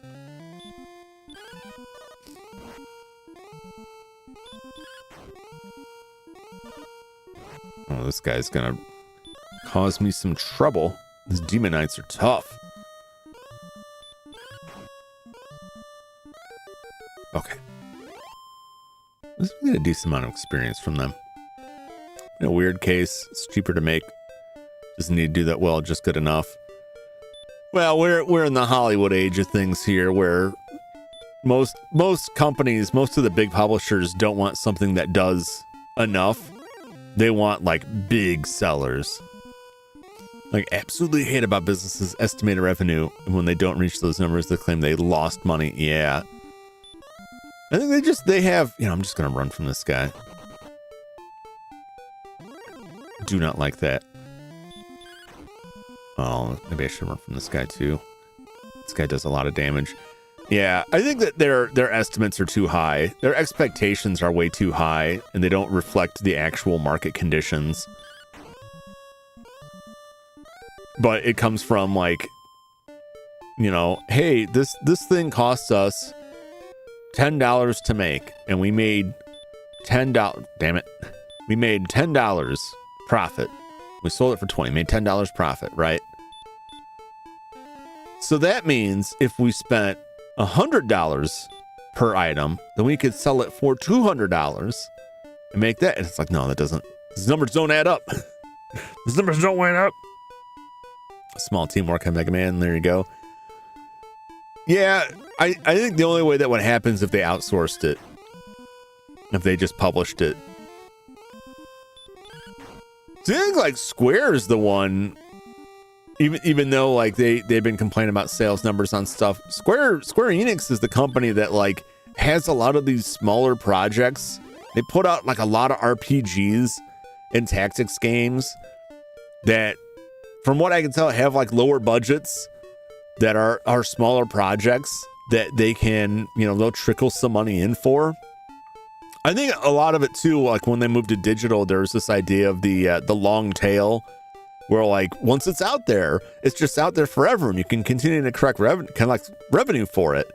But what a lot of companies found was like their initial sales would be this balloon, and then that tail would be real thin, and it really didn't pan out the way they thought it would. But I think that's a lot of people go into these things with these estimates that are like way out there. It's just gambling and counting chickens before they hatch. Yep. Well, some of it too is just like making excuses. Like they make these huge estimates for revenue in order to appease shareholders, even if it's not realistic. To you know, feather their own nest, so to speak, line their own pockets, and then when things don't turn out the unrealistic way they said they would, they let people go. That's a terrible cycle. Even the shareholders asking for Mega Man, like, oh, we're working on it. Yeah. I mean, you also you gotta keep in mind, or you don't have to do anything. What I'd say is to keep in mind with some games too is that there's a demand for the game, and then a game comes out and it's like, it's a new team, they took it in a new direction, and it ends up being really disappointing. And it ends up hurting like the brand, hurting sales. Sometimes it just like, we gave you exactly what you asked for, and it turns out you only wanted this because, you know, you liked the old stuff, but when we put that same thing out today, nobody wanted it. That has happened before.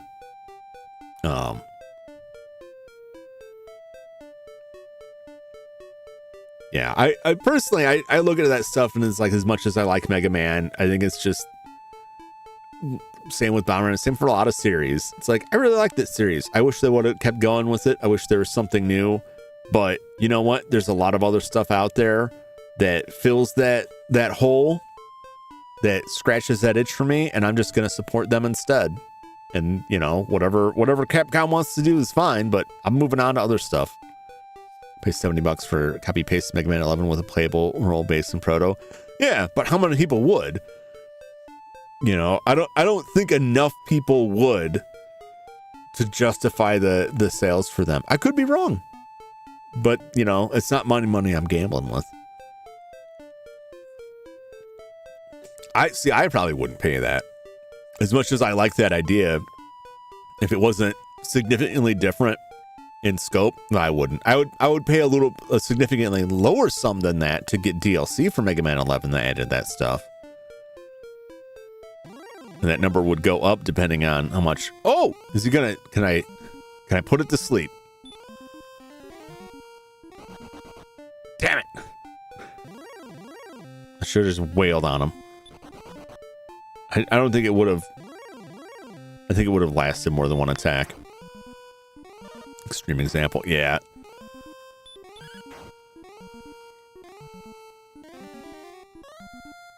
Oh, this guy could take me out. I gotta be careful here. Well, he keeps healing himself. That's both good and bad. It's just stretching out his end. Oh my gosh. Oh no. Oh no. This is bad news. Oh, I gotta run. I can't risk it. No! Oh! Goodbye, 9,000 gold! Oh, that's horrible. One bad turn. We're only 98 points away from the next level. I can live with it. I can live with it.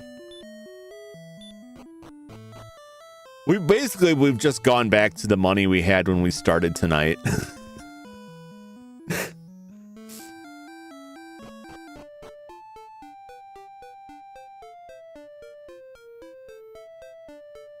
Yeah.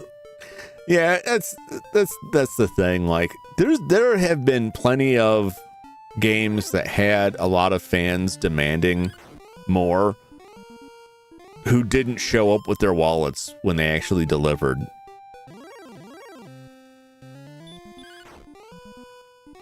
And companies take notice of that.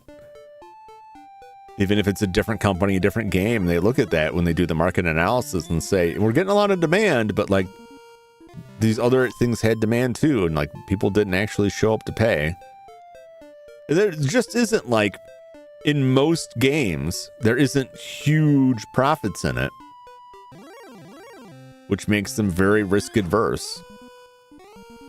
And that's understandable. And I said on a previous stream earlier this week that game companies need to take a little bit more chances and they need to take more risks and try something new. But even saying that, it's like, I totally understand why they don't. I do wish they would end the Legends and ZXA story, even if it's just a manual 20 pages. Yeah, that is a bummer. Especially Legends, because, like, how does it end in the second one? Well, he's stuck on the moon. We're working on it. Like, where's it going to go from here? Nowhere. Oh, okay. Collections did better each time. Mega Man 11 outsold Mega Man 2. Yeah, they're getting there. They're getting there.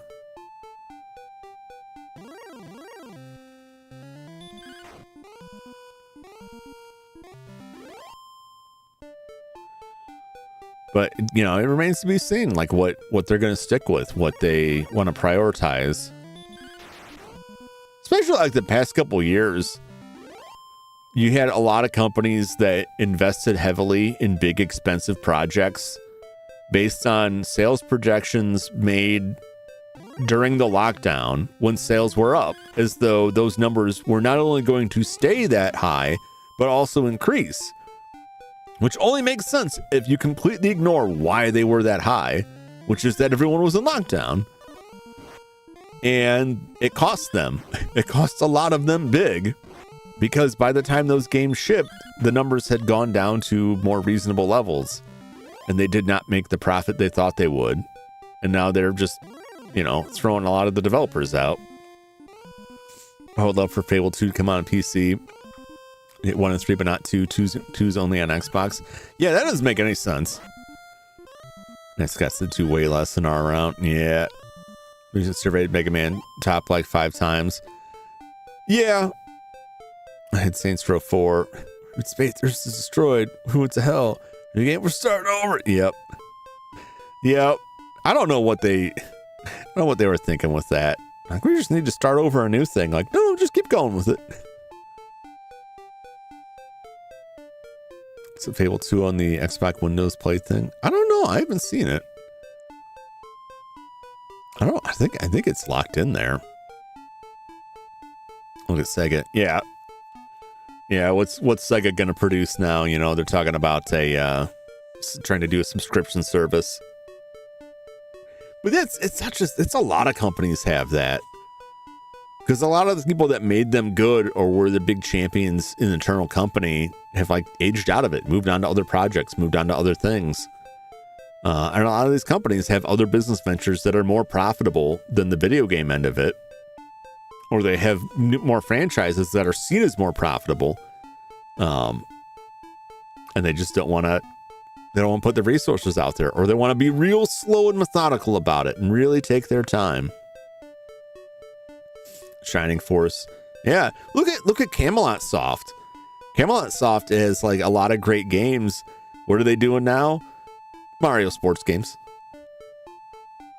Streets of Rage and Golden Axe is there sometime. Yeah. But it's like anymore, like a lot of the stuff, particularly if you go back to like the 2D, like 16-bit console era, I feel like they don't really know what to do with some of that stuff. Like Splatterhouse was one. They had like a newer 3D Splatterhouse, and it was not like super duper well received, and they haven't done anything with it since then. Because they're like, well, we can't just do a new 2D Splatterhouse. And like that stuff right now, today, that stuff would sell. Maybe not huge, but that stuff would sell because 2D stuff, retro themed stuff is like hot. But is it going to be hot 5 years when the stuff ships? Custom Robo. Yeah, whatever happened with that? Whatever happened with these series? Where'd they go with them? But you look at like Squaresoft and what they've done with Final Fantasy, like where they've gone with it, and trace that out, and it's like, you know, I don't know the answer. What's going on with them? IP ran out. Nintendo doesn't own it anymore, but it's been so long. Somebody could do it. Somebody can put something out. Did it continue in Japan? I know the first one never made it to the States, the N64 one, but there's a fan translation out now. There's a fan translation for the N64. And if you want to play it on real hardware, you can get a Summer Cart 64, which is a very nice, budget-friendly flash cart. Go find a copy of Custom Robo Japanese somewhere on eBay for cheap to stay all legit. Get that fan translation, slap it on that fan card. There you go. Or just emulate stuff. That's it too. Arena was the last Custom Robo game Yokai watch. Yeah, but it, like, we don't have eyes into all the numbers behind this stuff, but I know from the stuff that I have seen in other reports in the past, it's just that they sold well. The profit wasn't in line with the budget of the game, and they looked at it and said, we don't have enough money to make another one. If we made another one, we would run in a deficit, and we're not doing that. It's not stealing if you can't buy it. That's the idea. Jum will never be sponsored by Nintendo. I mean, that was never going to happen anyway. Yeah, I advocate in all ways to do things the legit, moral, ethical, legal way. And then if they don't make any of that stuff possible, then there's always other ways to do it. Oh, I have to take a very quick break. I gotta take care of something I should have taken care of before I started streaming, but I ran out of time. And I gotta go get a quick beverage update. My slurry can has emptied. Old man pee break. Oh, I wish it was that simple. I wish it was that simple.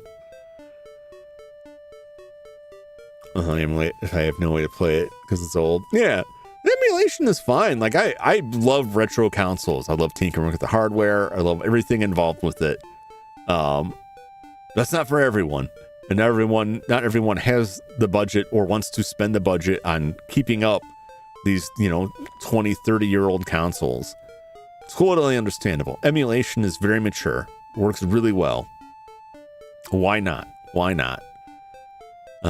Companies, want to keep this stuff out there, but there's a lot of reasons, a lot of legal reasons why companies won't release older games.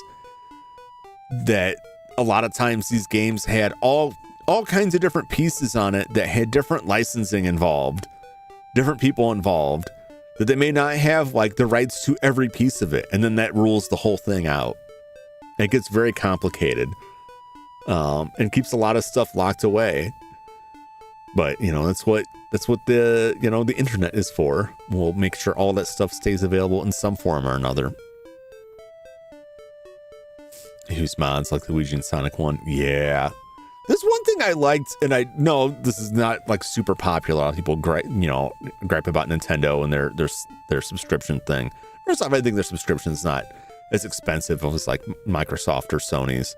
But I did like that they had, I don't think they've done it for a while. I did like they had like remix versions of some of their classic games. I thought that was a very fun idea. There are like 3 versions of Sonic 1. Do whatever I want with my ROMs, bought with my own money. Yeah, that's my view. That's why I bought, before they took it off Steam, they had like the Sega Genesis collection. And the best thing about it was that it was just an emulator with a bunch of loose ROMs that you could just copy from the folder and do whatever with. I'm sure the license said something about what you could actually do with them, but like, they're there. Don't like their emulator? Go use another one. No, that stuff is all fine. That stuff is fine. And yeah, like you said, if there's no way to buy it, legitimately, then what's the point? What's the point of holding it up? Anyway, I'm going to go take care of this so that I can get back to this. I'm going to go silently weep for my 9,000 gold, and we'll try it. We'll get to level 15 and keep pressing onward. That loss seems pretty bad, but like, I made that money in like an hour and a half, so it's really not that big of a deal at this point. We'll get a lot of it. Anyway, I'll be back very soon. Stay tuned.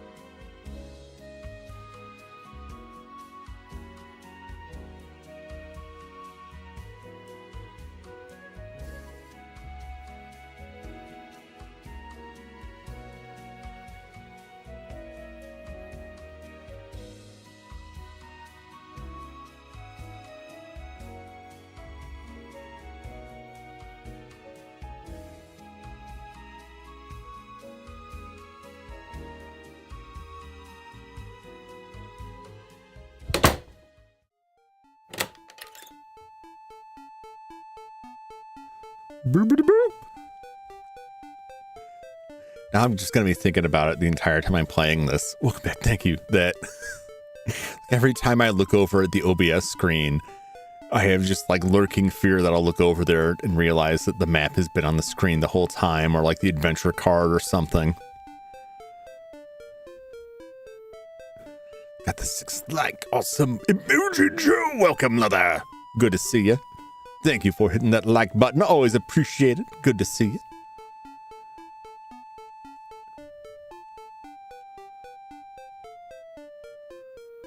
See, now that I want the money, then we're only like 70 odd points away. Oh, there he is. I was just going to say, where's my gold man now? I need that gold man money. I love gold. That's probably, I've got to say, like, most of the money we made, most of that money we lost was gold man money. So you better start showing up like crazy again. We had like a hot streak of gold man. I don't even think, I think that, hey, we leveled up. I think I made a strategic blunder by not just running away from that guy earlier. But it's like, it's right on the razor's edge of how risky the southern end of this continent is. And it was just tipped a little bit out of our favor. Do some stuff. I'll see you later, Jim. All right, Joshua, thank you for stopping by. Always a pleasure. Good talking with you. Hope you enjoy the rest of your Sunday. And I'll catch you on the next one. Look, my phone battery is low. Just finished a movie. Ah, gotcha. Well, I appreciate the lurk. Lurkers are always welcome. So what do we got? What do we get for our level here? We're level 15 now. Power increased by 8. Response speed increased by 8. Hit points increased by 8. Magic increased by 1. And we learned a new spell. I think that's Repel. We have Repel now. How useful is it? We'll find out. Not right now, but we'll find out. I don't think it's, I don't know. Sometimes you get like Repel in RPGs with random encounters and it works really well. Like nothing will attack you and it will let you just like zip through areas. And sometimes it's like, it gives you a 5% chance to not get encountered. And it's such a pathetically like low chance. It adjusts the encounter rate so slimly that you'd hardly even notice it. You'd be wondering if it even works. Like in Fantasia. Yeah. I think Fantasia just sometimes has like a crazy high encounter rate. So that when you lose it, when you use the, I think those, what was it, like holy drops or whatever is in that. I keep getting items in this game and that game mixed up, which is why I tend not to play 2 RPGs at once. But the encounter rate was just so high that like, even when it's adjusted down, it still seems like it's not working because we are still getting stuff. Holy bottles. Damn near pointless. Yeah. It's like you can encounter something every 3 steps, or you can use that item and encounter things every 5 steps is what it felt like. It was like, this really doesn't seem like it's helping. But it did. There were some areas where like the encounter rate is lower. It's just not lower enough. It's just still too high. I gotta get out of that damn forest maze. Oh boy, this guy. See, I stopped using stop spell on him because he's just healing himself, and that was a mistake. See, I should have used it this time because he's just eating up my turns here. As long as I can do enough damage to him that his heal becomes pointless. See that the heal bought him like 1 turn. Yeah, I have a map to get through the forest maze in Fantasia, so I won't be stuck there forever. That's the other thing this week that like I felt like I didn't get as much done as I wanted in I think I could have gone a little bit further in Fantasia if I had found my way out of the forest maze.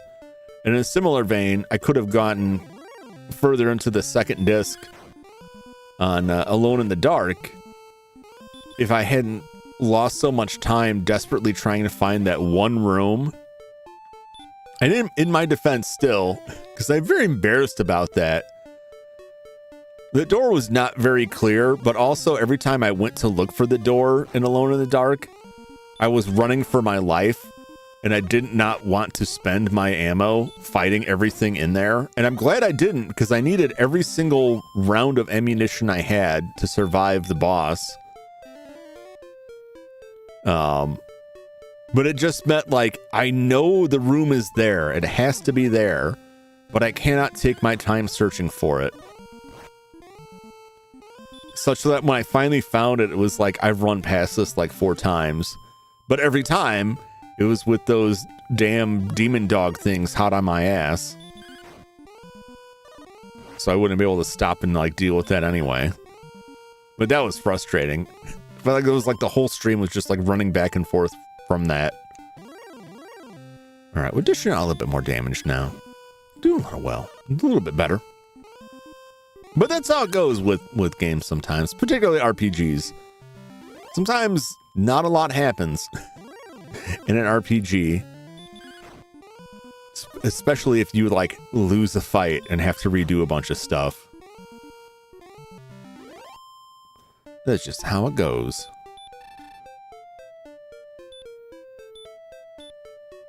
Heal thyself.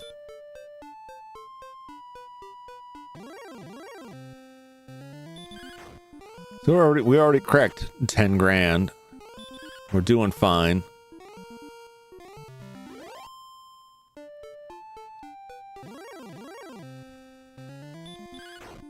We're a little bit higher now at 15. I think I'm going to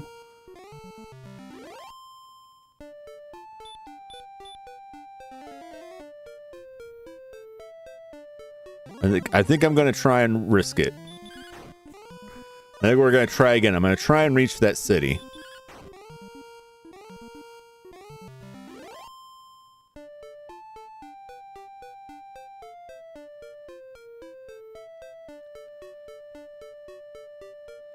I will say I feel like it would be nice to be 16, but we can actually make a quick phone call. We can phone a friend. We can phone our future bride. Get some words of encouragement and then tell us how close we are. Which won't be close at all.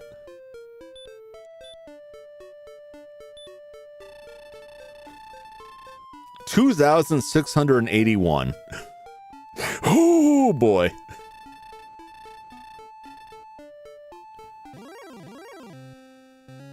Wyvern. Oh no! It's the sneak attack.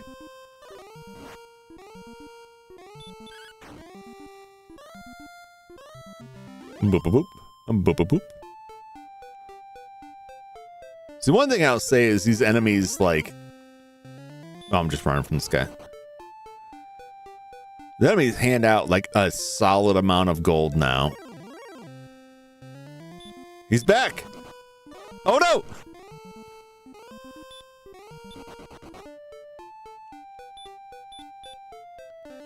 So getting that money back shouldn't be as much of an issue. It definitely crosses a line in this game where, oh geez, money becomes less of a problem than experience, which is good because you start getting in more like risky battles to try and get your experience going a little bit higher.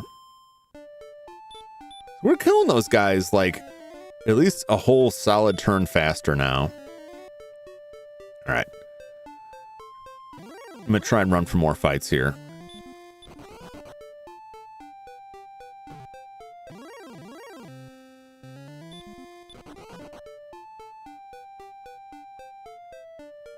I want to get further in. The metal slime always runs away. I don't think I'll ever get a metal slime in this game.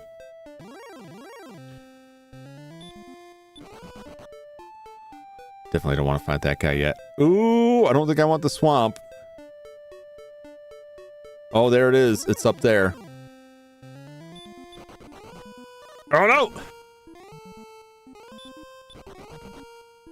Oh, no!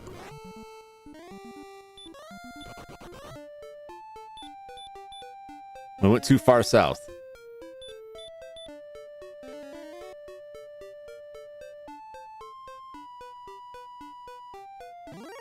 I gotta go further north. This is Green Dragon. Oh, Jesus. Oh, my God.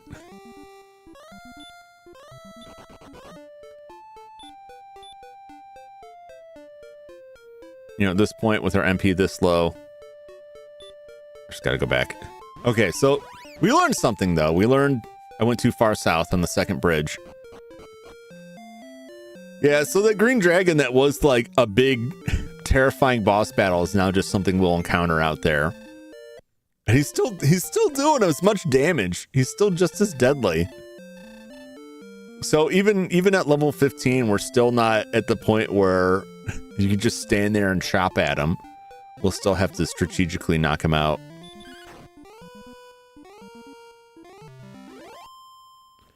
All right, let's blow some MP on this repel and see how it does. I don't think it does a whole lot for us, but we'll see. Just to get through this section where we really don't have anything to gain from these fights. So far, so good.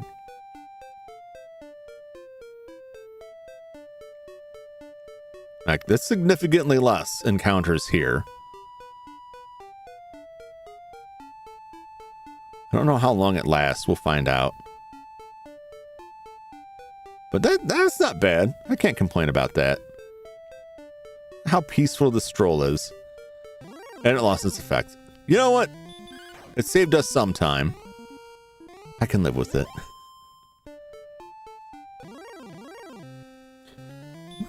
Talking again about the Tales of Fantasia, when I did look at that map just to try to find my way out, I saw a couple pieces of treasure that I was like, oh, I will have to go back for these. So it was exactly as I thought. Like, even though I wandered around there for a while and got a lot of chests, there's still like several chests I did not encounter that I'll have to go back and look for. The worst is trying to remember which items I already did get, which, you know, if it's something I should only have like one of, like I've got one of them. Reasonably, I'm not going to get another one. I probably already got that chest. But some of the things like, well, I do want more than one. And I wasn't really keeping track of it. I couldn't remember looking at the map. Like, did I already get that? So we may be like doubling up on some stuff. Wyvern.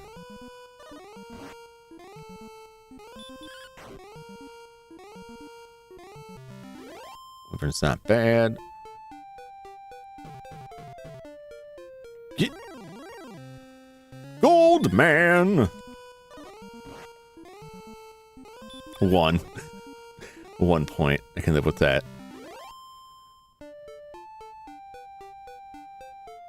Yeah, sometimes it takes a while, but like you can definitely see like the increased power just based on like how much damage things are doing.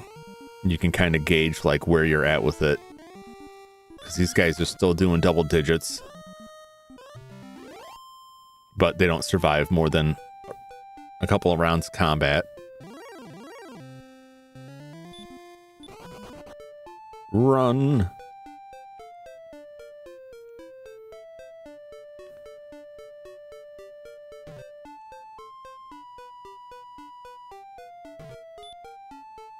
All right, let's try repel again. I think repel is not as effective commensurate with the level. See, there we go. Their werewolf tore us to pieces last time we fought one of them. Next one up. Should be.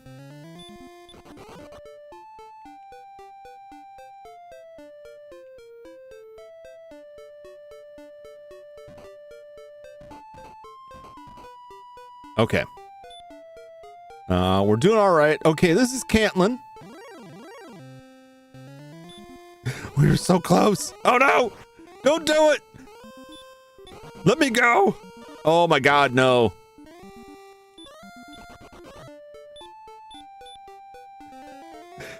Oh, that's awful. When you can't get away. A golem draws near. All right. So it's been a long time. We may not remember, but I remember the whole point of the fairy flute was for the golem. So let's see what this actually does. If it does anything, I believe it is this golem this fairy flute is for.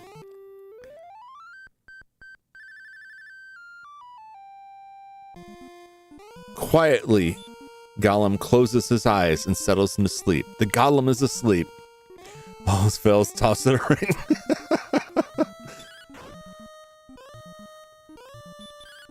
Now we wail on it while it's sleeping and hope for the best. Oh my god, that's so much damage. Please go back to sleep.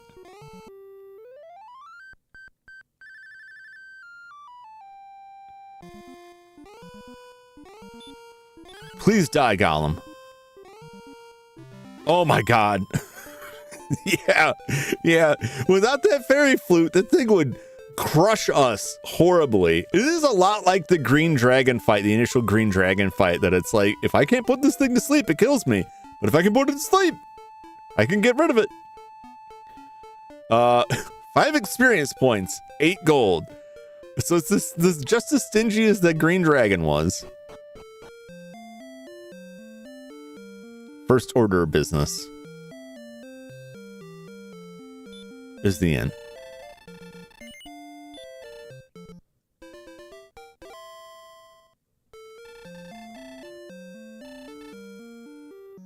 All right, let's see what is for sale in town here. Oh, it's all kind of weirdly laid out. What kind of duels do you have? Nothing for me there. What do you got to say? 'Tis said that Dragon Lord hath claws that can cleave iron and fiery breath that can melt stone. Dost thou still wish to go on? Well, yeah. What else am I gonna do? Crushes between its red brick fingers. Those bricks weren't red initially. They're stained red from the blood of all the people trying to get in and out of town. Shouldn't these guys be like showering me with praise for liberating their town from the golem? Thou art truly brave. Or stupid. Wow,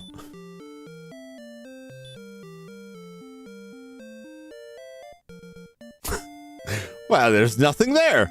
Nothing at all. What shall I get for thy dinner? Wait. For thy dinner? Are you cooking for me? What's going on? Just the golem, the wyverns, raids, and other monsters too. Yeah. It's pretty rough out there. Come buy my radishes. They are fresh and cheap. Buy thy radishes today. Why would I want that?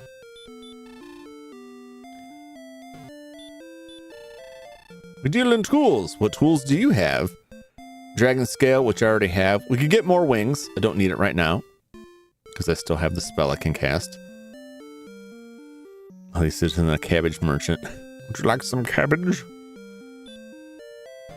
Talk to me. It is said that many have held Erdrick's armor. The last to have it was a fellow named Wynn. Ooh. Do we know a Wynn? I don't think we know a Wynn. You size crushers like your chudley. No, my cabbages. What's up, Anochi? Good evening. How you doing? Now, the best we got was someone trying to sell us tomatoes, which was how they censored the, how they took out the puff puff massage. Which I still argue is like utterly meaningless because there's just nothing there.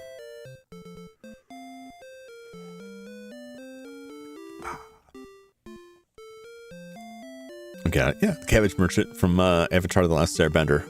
The greatest character, the most important character who ties the whole story together is the ever-present cabbage merchant.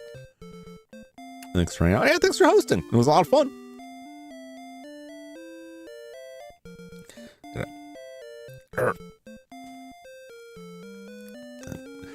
Weird thing with my ear there.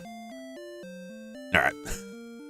Anytime I need to like scratch my eyebrow or something, my model's like, and I don't realize it until afterwards. And I feel like I should say something so people don't think I'm having a stroke over here. What do you have? Give me your finest wares here.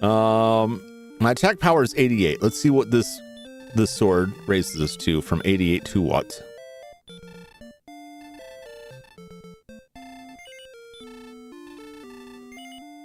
Not right now. Okay. So that was a lot of money. We went from 88 to 96. So it's an 8-point jump. That's pretty good. That's pretty good.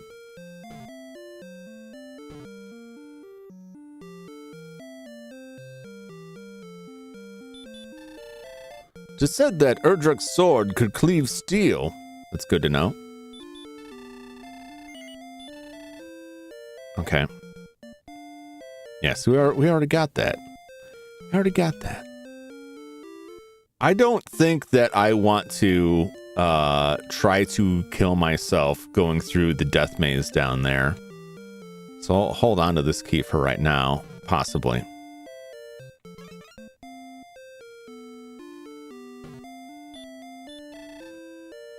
There's no one there. Where? Oh, yeah, he's...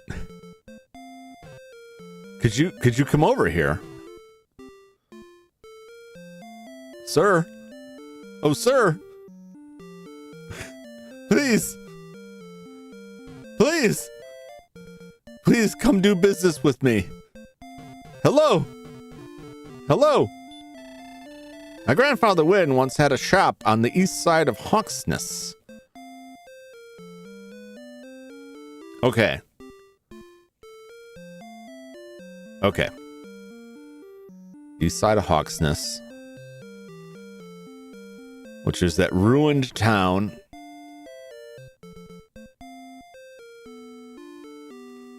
Alright. Now I feel free to be more risky with stuff. But I'm not going to walk back from there. I'm going to take this route. We have a lot less money, so there's a lot less at stake now.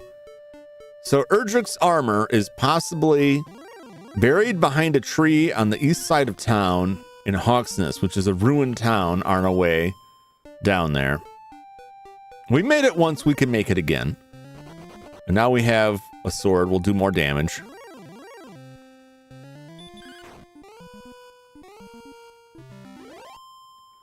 And we get this armor.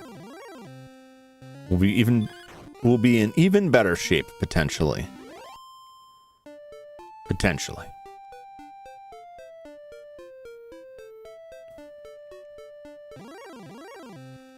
And then we just need that silver shield, which is, what, 14,000, 14,500? That was quite expensive. We can get there, though. We can get up there. Because it's the last thing we'll need to spend money on.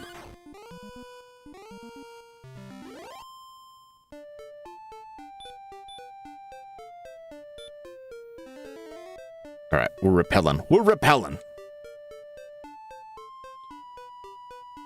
So we are approaching the end of our financial journey here. Soon there will be nothing more value for them to sell us. I bet that wizard who's trapped in the death zone on the south end of that building in Cantlin is the guy who's going to tell us where to find, how to prove that we are the spawn of Erdrick. Well, not the spawn, we're the descendants of Erdrick. Last time we were here, a werewolf absolutely wrecked us in Hawksness.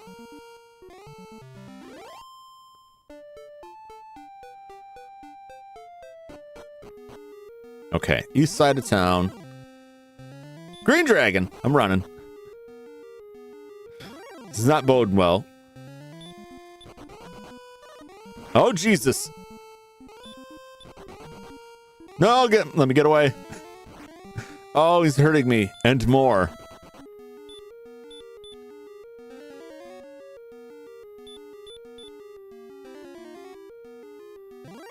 Oh my God, this encounter rate. Absolutely atrocious. Oh, I will never reach it.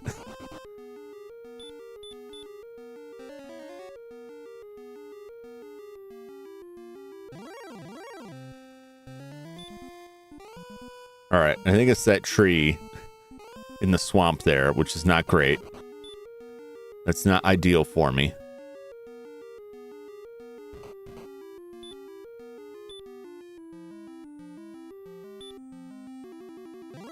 Oh. Oh! An X night draws near. All right. It's all or nothing here. Go to sleep.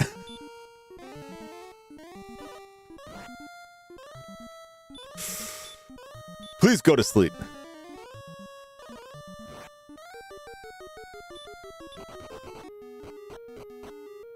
Okay. He didn't want to go to sleep.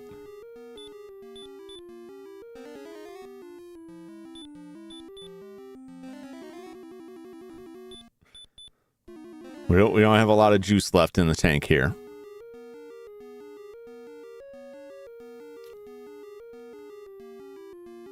Can we take him? He's dishing out like a mighty wallop, right?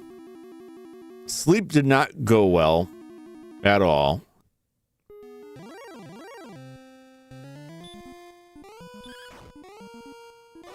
$23, $19. I don't know how many hit points he has. We just gotta hope that we have more. Oh my god. I was so scared he was gonna just have like a mountain of hit points on him. Experience increases by 54. Not bad. All right. Better be something here. Jum discovers the Erdrick's armor. All right.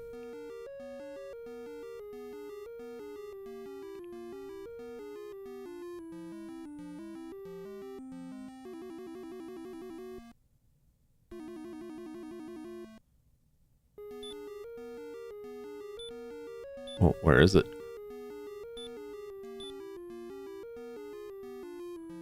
Am I wearing it now? Oh, I'm wearing it. Okay. I am wearing Erdrick's armor. Is it good though? Our defense power is slightly higher. However, here's the first thing with Erdrick's armor is the swamp no longer hurts us. The second thing is that it heals us more than the magic armor. So we're 66, 67, 68. So instead of every other step, like we heal 1 HP per step, and we can walk through all of the poison swamps we desire.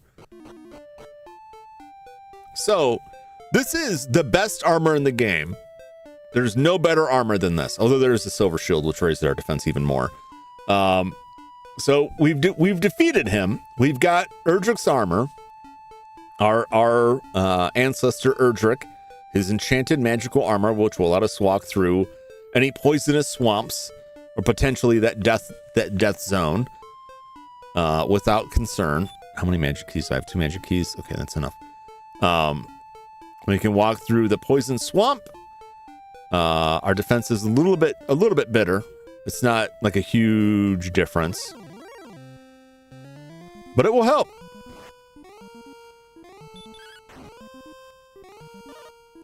I don't think it's like a giant step up defense-wise from the magic armor, but it heals us more and saves us other troubles, because we're going to have to walk through plenty of poison swamp. No, he's dodging. This guy dodges a lot. I don't like it. I don't like it when you dodge me, demon. Don't dodge me!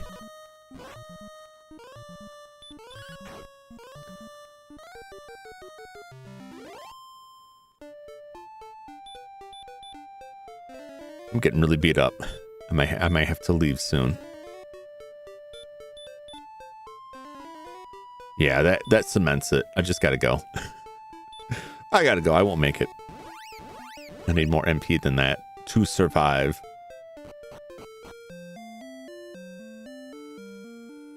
Now I'm all like decked out in Erdrick gear.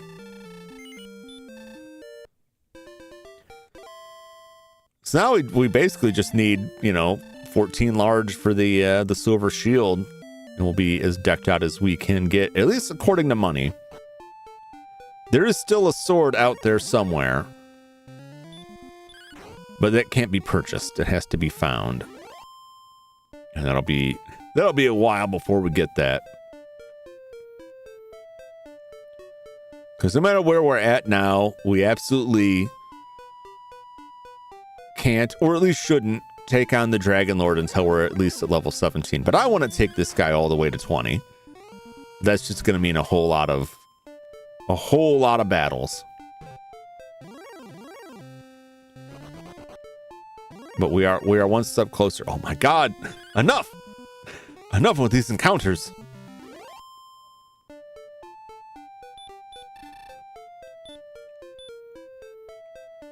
I hate to waste the MP on it, but it is only 2. And if it saves us just a little bit of time on this troll back.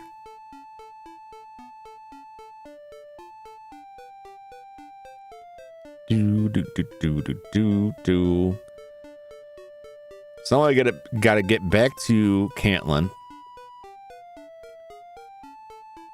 to go into the death maze and talk to the guy who's for some reason trapped in a death maze,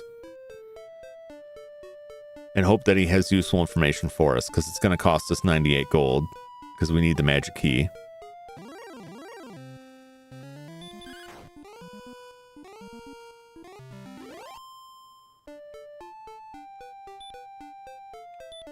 I have 2 more. Okay. 2 more is fine. If I play our cards right, I'll never have to buy another key again. If I don't, I'll have to buy another key again, and I'll have to go to the other place to do it, because in order to buy a key from this town, much like the magic keys we can buy in the castle, we can buy magic keys from the castle, but we have to use a magic key to get to the magic key seller, which is kind of ridiculous.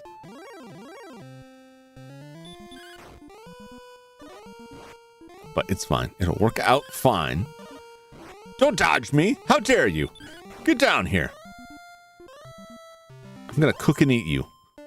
I wasn't going to before, but I am now. Not because I'm hungry either. Just because I'm mean.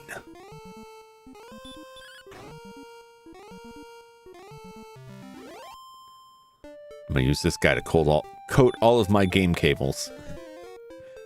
You know the whole like marketing sham of selling like gold-plated like AV cables is that only matters if the connector on your device is also gold-plated. The whole reason to use gold, that's why NASA uses gold for stuff, is that gold is resistant to corrosion. And so particularly with analog signals, any corrosion on the cables can result in degradation of your AV signals, audio, video, so forth. However, if you get a gold-plated cable, right, and you put it on your tin-plated connector, oh, we one-shotted him, nice. The presence of the gold will actually increase the rate that the tin end of it corrodes. So it'll make your connectors worse instead of better. If they're both gold, if you have a stereo system or a receiver or something that has gold-plated plugs on it, then and only then should you really use something that's gold-plated, because it won't corrode each other. But otherwise, you're not really going to see a benefit from it. If the connector itself isn't gold-plated, then the corrosion's just going to end up on that. You're going to be in the same boat. Don't fall for the scams. Don't fall for the scams. I saw someone sell like a $200 3-prong power cord, and I read a review that talked about how it made the greens deeper on their DVD player. That's a bunch of BS. That's a bunch of BS. They're conning people. Don't fall for it. Don't be a sap.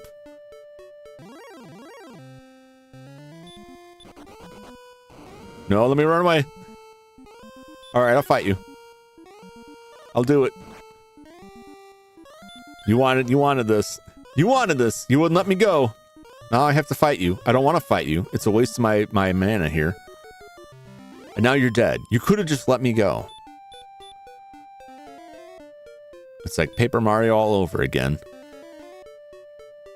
These guys they got a death wish. They don't know when to stop. They don't know when to quit.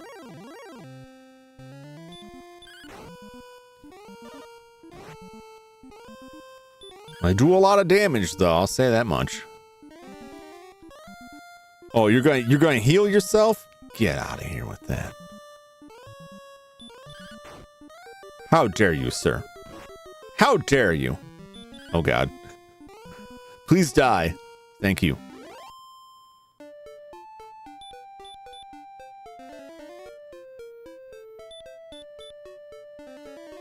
This is a rough journey here.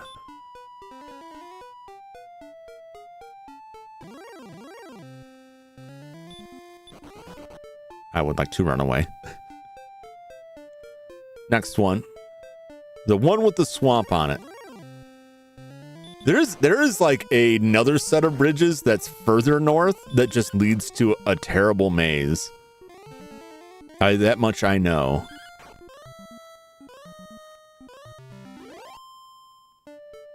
I don't think it's real clear on the map here. This is the one with the timer button, so it will go away. It should anyway.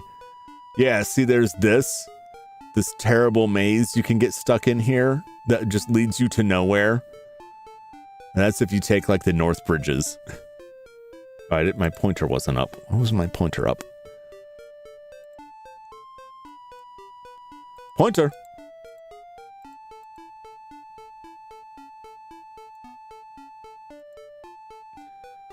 Can I not select my pointer?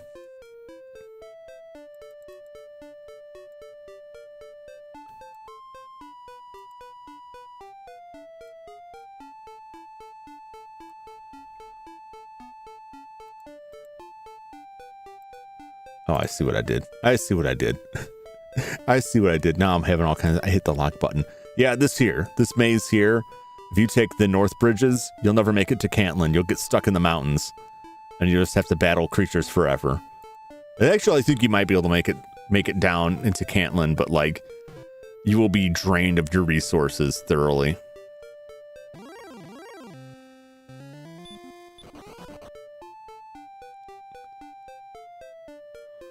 Ah, look at that smooth ride. All right. No, the green dragon blocked me. All right. Let's rest. Let's go talk to the man in the mystery room.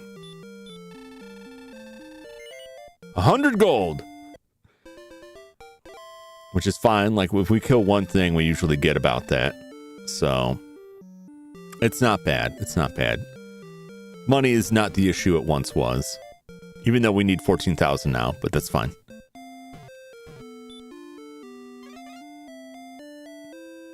So this would damage us if we didn't have Erdrick's armor, because that's basically like a different version of the poison swamp. I forget what they call it. It's like the barrier blocks or something that would damage us too. Let us wish the warrior well. May the light be thy strength. Thou may go in search. From Tangerville Castle, travel 70 leagues to the south and 40 to the east. This is it. 70 south, 40 east. From Tentagal. Okay. 70-40. Great.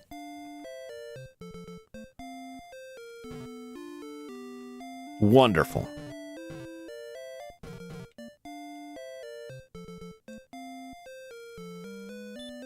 All right, let's get out of here. We'll call the missus. Get our page going. Where are we now?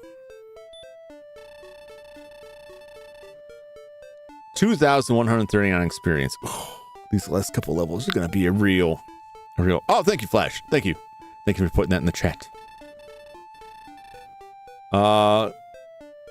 So 57 and 30. 30 to the west. So it's south and east. So we need to go a little bit further west and south more. So that was that other bridge we went on. All right. Let's roll the dice here.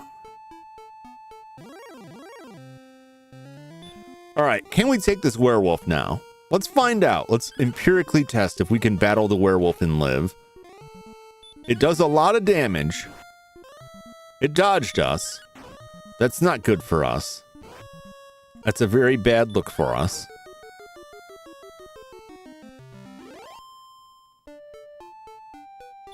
See that? We got 150 gold out of that guy. So that's enough for us to stay in the inn for one fight. But it's not enough experience to be worth like just fighting one creature. But at least we've gone up in power enough that we can survive one werewolf encounter. Which is more than we got the last time we had to fight him.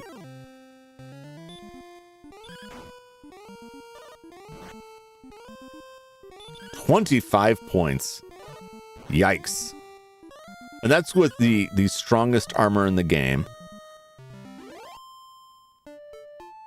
40 experience at 2,000. What is that?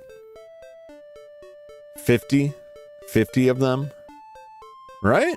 It's 50. It's 5 of them, 250. Yeah. We survived and won't become a werewolf ourselves. Well, we don't know that yet. There's no lunar cycle in this game. So for all I know, we could be a werewolf as we speak. They could have just not had the graphical capacity for it. We are getting jumped by a lot of werewolves. They are hungry for us. You might say they're hungry like the wolf that they are. I wouldn't say that though. I wouldn't. Stop dodging me! Oh my god, he's gonna kill me. The werewolf's just juking my attacks there. I don't appreciate it. We really like reached kind of the limit of the usefulness of the heal spell. It's no longer like a viable strat. We just need to hover at a town. Okay. It's gonna be in the swamp somewhere.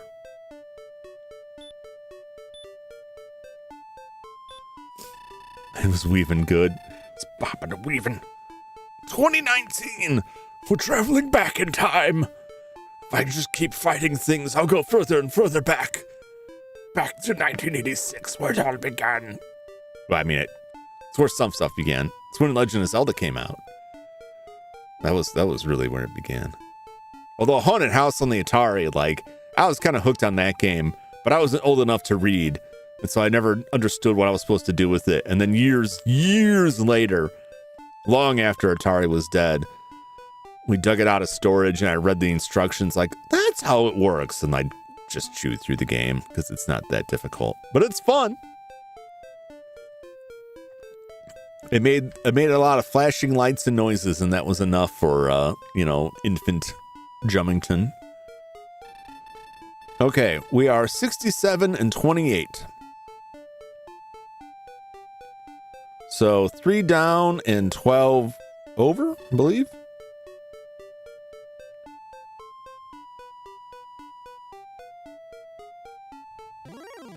Well, that can't be right. Or can it? So I gotta go the other way. 70, 21 to the west. Okay, we gotta go the other way. We gotta 19 the other way.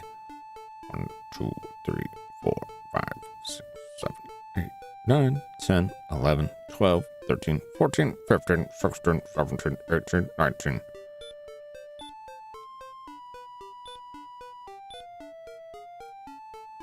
Hey, we discovered the Erdrick's token.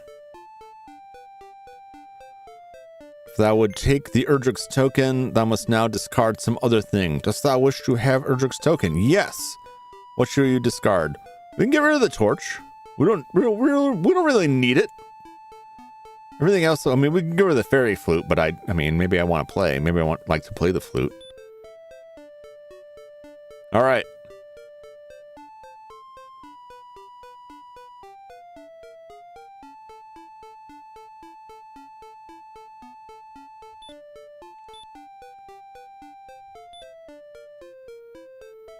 Okay. We're going to talk to an old man. So now we've got Erdrick's armor, we got Erdrick's token. Which as I understand it, the Erdrick's token will be our proof that we are the heir of Erdrick. We are the descendant of Erdrick. Was there someone in town here who was like, you got any proof?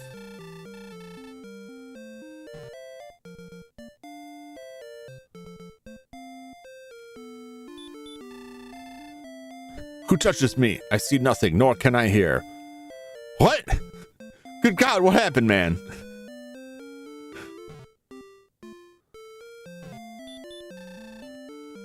No, I'm not Princess Gwalen. What do you... Yes, I know who she is. Art thou descendants of Erdrick? Hast thou any proof? Why, yes, I do. It's this. Okay, well, I guess that's not enough for him. He doesn't care. All right, now we're gonna take a side trip here. Not that we desperately need it, but this will free up some inventory space for us, I believe. We can get rid of all of these like key items we're carrying. The Staff of Rain, the Stones of Sunlight. Everything else is good. I think we can bump those out if we go talk to this guy. And we don't have to worry about the swamp at all anymore. Just cruising right on through.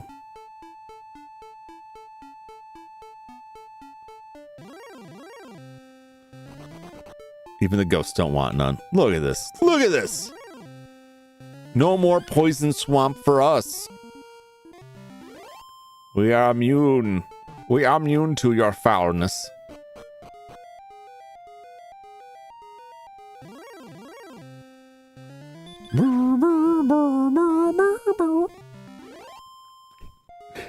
It's very simple, but I do enjoy the dungeon music, the subterranean music.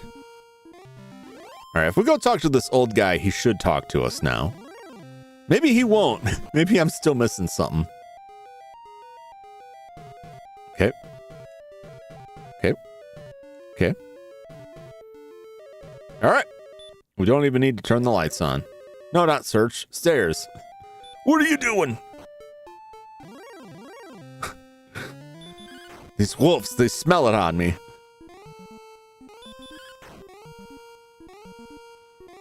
I don't know what I have on my person, but like I'm getting jumped by so many wolves now. I can't say I'm a fan of it.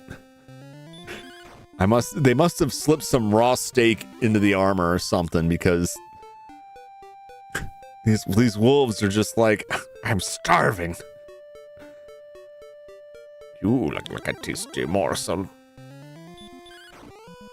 I mean, scorpions, like, I don't need an explanation. Like, they're just, I probably stepped on them and it was like, I'll kill you, because that's how scorpions be. And skeletons, you know, same deal, you know, they're just kind of there. But the wolves, why are they after me? Why do they want my sweetbreads?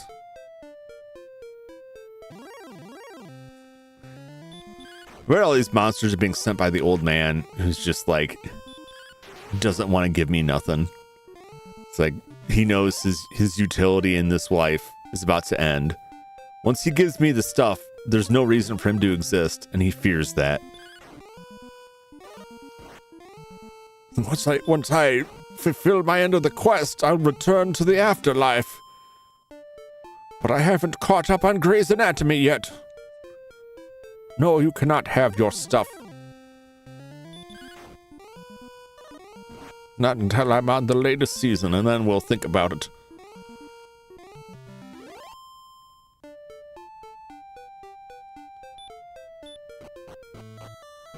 All right, old man. The future is now.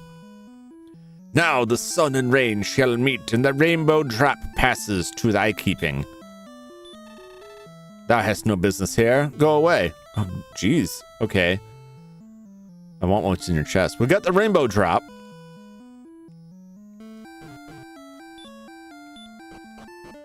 Now we're not gonna go into this now, but I will go use it, and then it will be ready. It will be done, and then we will proceed to grind.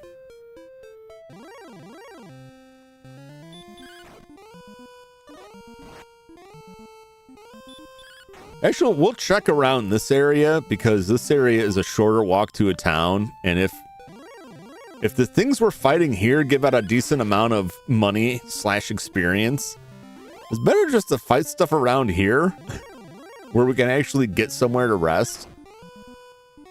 I mean, once we're in Cantlin, we can rest, and it's not like that big of a financial burden. However, I think those green dragons are still going to eat our lunch out there. See, this is like, some of these guys are like too easy right here. Doing 3 points. I'm not getting much experience from these guys. 17, that's not a lot.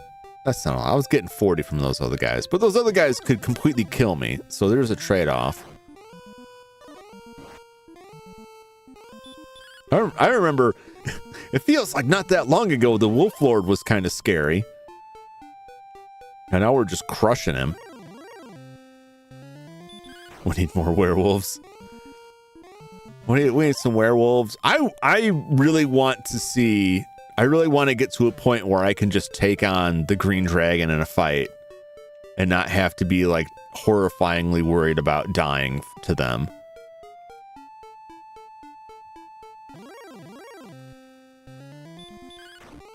Everything up here is like the flimsiest. So we got to get to this area. Supposedly this will create a rainbow bridge for us. Jum held the rainbow drop toward the sky. Oh. All right, well, there's our rainbow bridge. Let's see what waits us on the other side of this. I don't know how far inland we have to go. Skeleton. Okay, we're still not there yet. That's right. We could be very proud of this bridge. Of that you can be sure. Raise your bridge flags. Have some pride for the bridge. There's a werewolf. See, now we can fight murderous beasts here and then quickly walk back home through less dangerous territory. And we can get, you know, the fat rewards that we want, both financial and otherwise.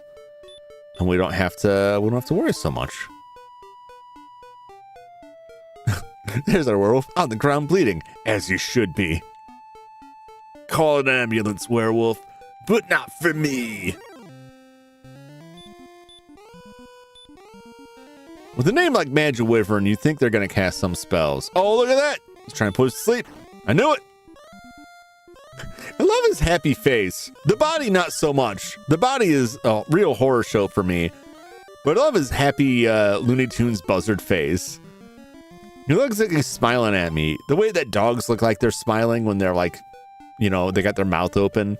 And I don't know if it's actually like a smile, but like it sure looks like it. They look real adorable. He looks like that. He looks like a happy dog. It's like, oh, we're gonna have some fun here. Yeah. And then, you know, he tries to put you to sleep so he can devour your flesh and you're forced to kill him. So maybe not exactly like a dog, but, you know. Seems to kind of get a next sound. Possibly. I like a dog that is small enough to curl comfortably in my lap without breaking my bones. Because I had a dog who was not small enough to curl comfortably in my lap without breaking my bones, but he desperately wanted to sit in my lap. And so I suffered a lot of, I suffered frequently from that large oaf. Very sweet, very kind, precious oaf of a dog wanting to climb up on my lap. What's up, Crooked Gamer? Welcome in. The bug pets in Morrowind. Oh, yeah. I don't know, man. I don't know. Yeah, that was my pup. He's been gone for a long time now, you know. But yeah, he was a real sweetheart. But he was definitely like, it's a 50-pound dog, which may not seem like a lot, but like, it's like a 50-pound sack of potatoes just like dropping on your lap is like a little bit much. He was just like a little bit too big to like really fit in the chair, but he still wanted to get up on your lap. And if I was working on the computer and he'd come over and start whining and pawing at me, And occasionally like, okay, you can sit up here. And then that was it. I wasn't getting anything done because I was using like my entire body to make sure I stayed in the chair and that he didn't fall out. And then I'd just go to sleep. And it was like, I'm stuck here. It's kind of like people joke about when a cat sleeps on you, you're stuck. But only this was like literally like I could not get him to move. He was too powerful. Imagine a Great Dane in your lap. Yeah, that's what it was like. That's what it was like. He was not a Great Dane, but it was close enough. He was a pretty sizable dog. It was just a big doofus. This is my dog that thought like he wouldn't want to go outside if it was raining, right? And so if I went to take him out back and he saw that it was raining, he would immediately turn back inside. And the first thing he would do is he would go to the front door because in his mind, apparently he thought if it's raining out back, we'll just go out front where it's not raining. Similarly, if he saw a squirrel out back and I told him to get away from the window and quit barking at the squirrel, he would leave the back window and go to the front window and look for the squirrel out the front. So he simultaneously had this idea that the front yard and the backyard are in totally different climates, but also the front window and the back window are looking at the same place, that a squirrel in the backyard will also be visible from the front. He was not all there. Yeah, he was a big dumb doofus, but you know, anytime I was feeling down, which at that time was going through a lot, I'd come home from work just dragging, just feeling like crushed by the world. And I'd walk in the house and this guy would come out. He had this rope. He liked playing tug of war, and he'd come out with his rope and he would prance. You know, you see horses prance where they're like, they got like 1 foot. I'm sure you know what I'm talking about, but he basically, he would just like pop, pop, pop, pop. He would just do this little like hoppity dance while swinging his rope out. Like, hey, check it out. You're home. That was how he would greet me. And it always cheered me right up. It was like, you know, no matter how bad my day is, I get to come home to this clown of a dog. Just like, hey, it's time to play rope. I've been waiting for you. Never went in the house, right? He was so well trained. You know, that was when I had no roommates. I was living on my own. It's just me and the dog. So he'd be home for 8-9 hours a day. It's always real good. Yeah, just a real sweetheart. But way too big to sit on my lap.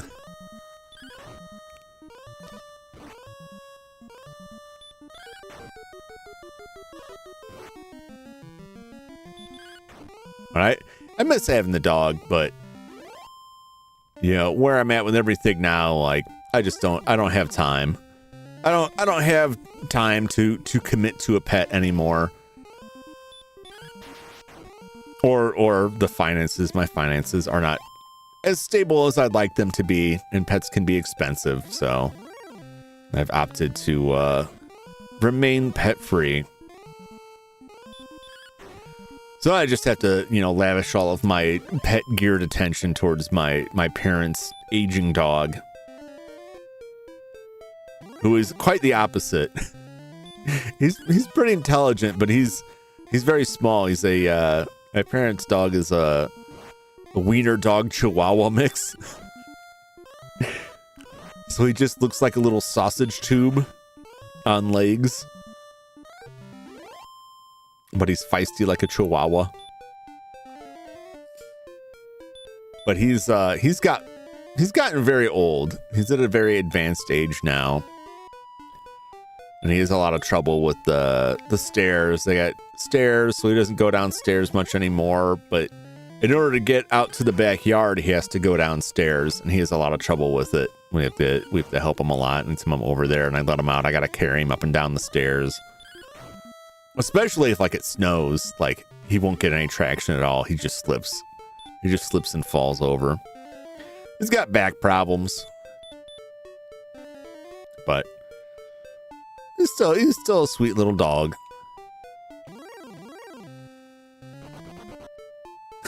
hopelessly, horribly addicted to cookies, though.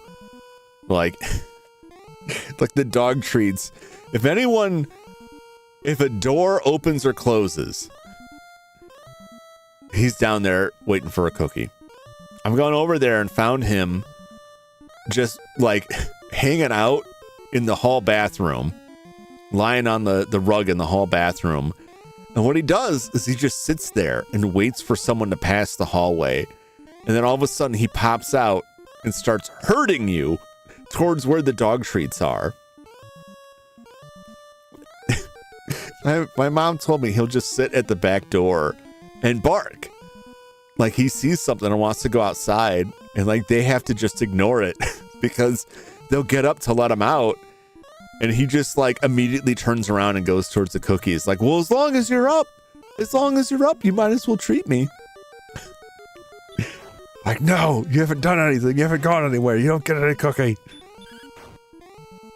I don't know what are in like dog biscuits, like milk bones or whatever. But it's like crack to that dog.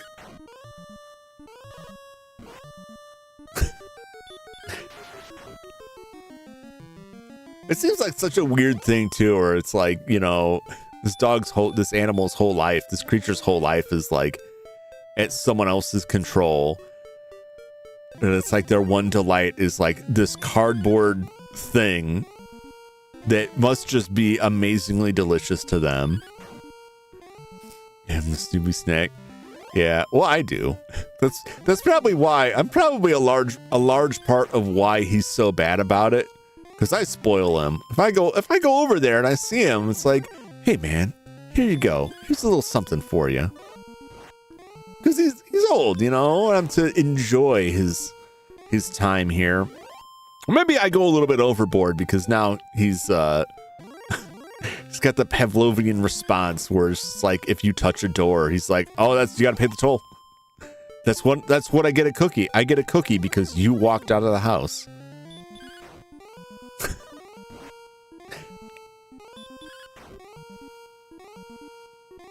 When they first got the dog, I was not much of a fan because he was rather mean-spirited and aggressive.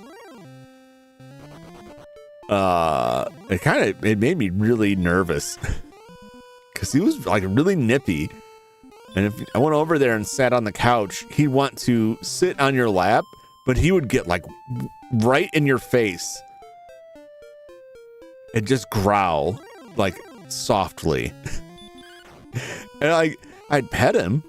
I'm like, is this what you're growling for? Like, I'll pet you. And he seemed like it was okay, but he never stopped staring at my face. I'm like, is this dog gonna eat my lips off? Am I gonna have to get plastic surgery after this? But then they found out that he had some health issues and he was having seizures. And so now the dog has a prescription for phenobarbital, which is a rather powerful tranquilizer. He chilled out a lot after that. We got along a lot better after that. I hate to say it. They had to drug their dog for us to get along. But that wasn't why they medicated because of the seizures. It's weighing the pros and cons of eating your face.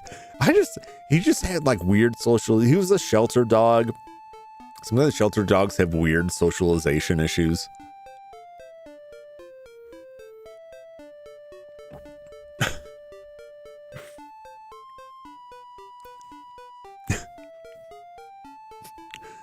That's a good policy, Brando. I don't know if I can apply that to the tiny dog.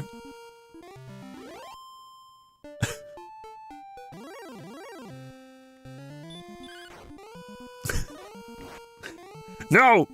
Wolf man. I mean, it says wolf, but like, he's a wolf person, right? I don't know if it's a man or not. I'm just assuming.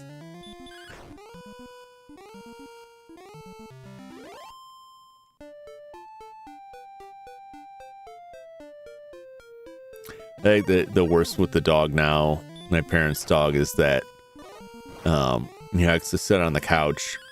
When people are there, he likes to sit on people's laps too. and he started having problems with his back. And sometimes has issues getting up on the couch. So if we saw him trying to get up on the couch, and like he'd get like a running start and then kind of like bail out at the last minute, or sometimes he'd start climbing up and he'd just kind of like slide back down, like he just wasn't gonna make it. So we started like helping him up. Well, then they realized if no one was there and he didn't think anyone was watching, he would jump up on the couch just fine. And then he's just been conning people, and now he's adjusted that con to when people are sitting out in the living room, he'll come around and act like he's trying to get up on the couch and just can't make it, in order to get somebody to stand up to help him. And once you stand up to help him, guess what? He's herding you into the other room to where the dog treats are. To try to finagle a dog treat. Well, as long as you're up, you might as well go grab me one.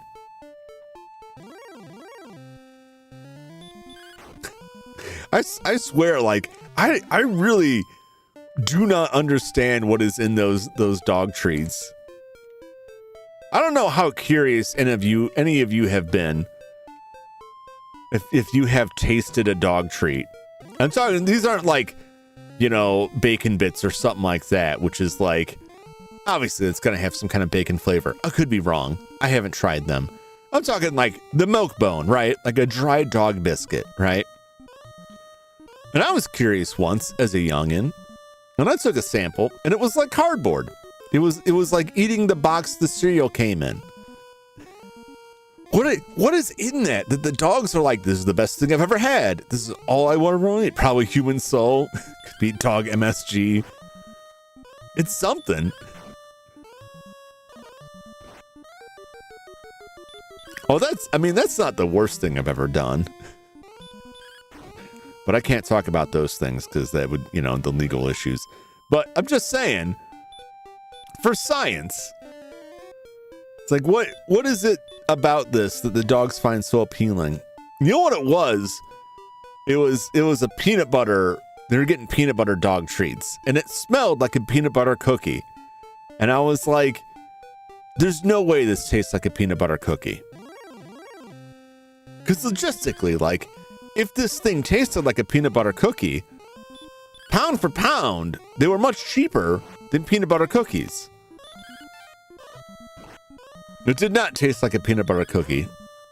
I got like one little nibble on it, and that was all I ever needed to know. Well, all I will ever need to know about those things. Yeah, the dogs are just crazy for them.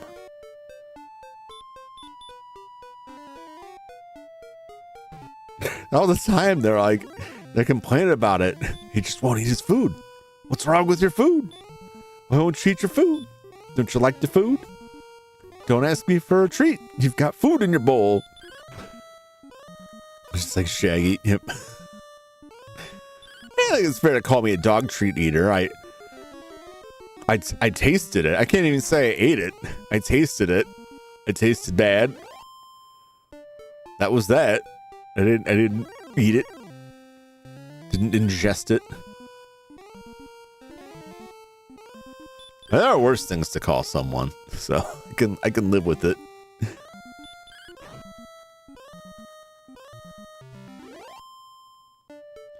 Remember, like, I think it was in it had to have been like the pup called Scooby-Doo, pup named Scooby-Doo.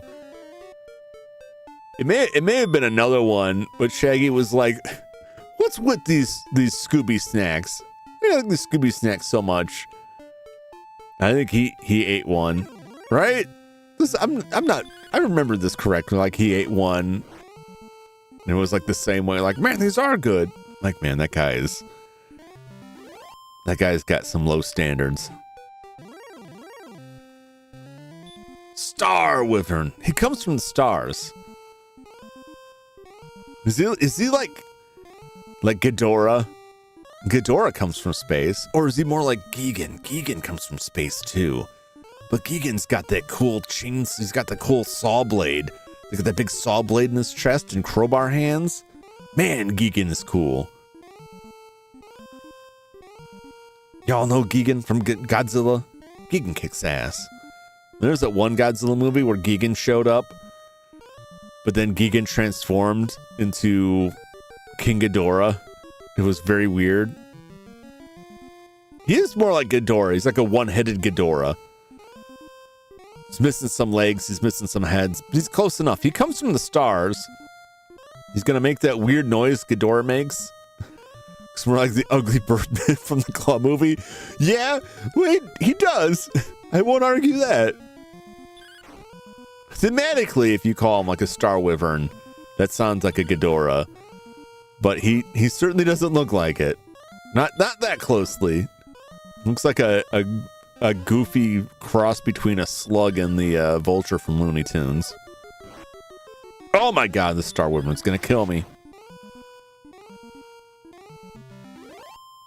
If it weren't for that crit, man, we'd be done for.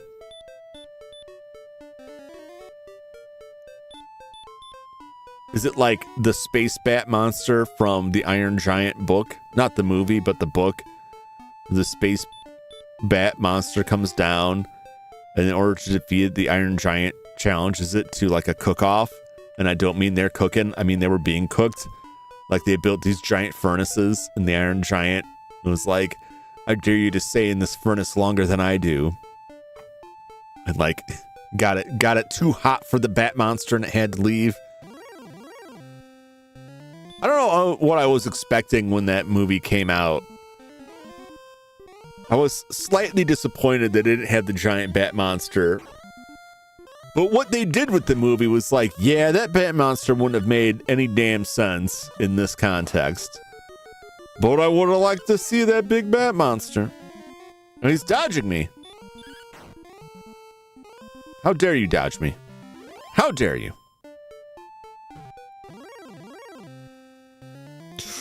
Let me get away. Nope. Why did I do that? Oh, that was the wrong one. I fat fingered it. I'm just hurting nobody out here. Movie's very different in a number of ways. Yeah. I liked it. I like what they did with it. I thought it was well done. I wasn't too upset as a fan of that book.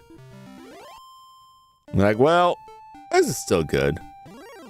It's its own thing. It's a different thing. You got a kid, you got a big robot from space. That's close enough, I guess.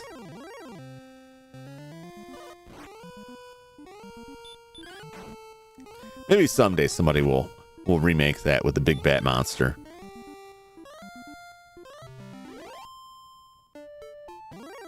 Oh my god. We are currently halfway there. We're halfway. We're more than halfway to that silver shield. How far are we from level 16? 861? What time we got? We could make it. We could make level 16.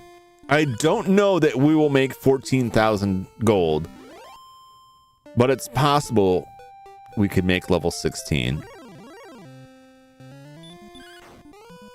before I wrap up for the evening.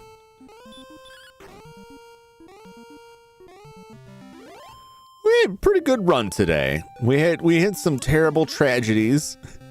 We lost 9,000 gold, but we got the flame sword, we got Erdrick's armor, we got the rainbow bridge done, we got Erdrick's token to prove it so that we could build the rainbow bridge to reach the Dragon Lord's castle, which is now just the walkway to it is just infested with werewolves, so we have that to contend with.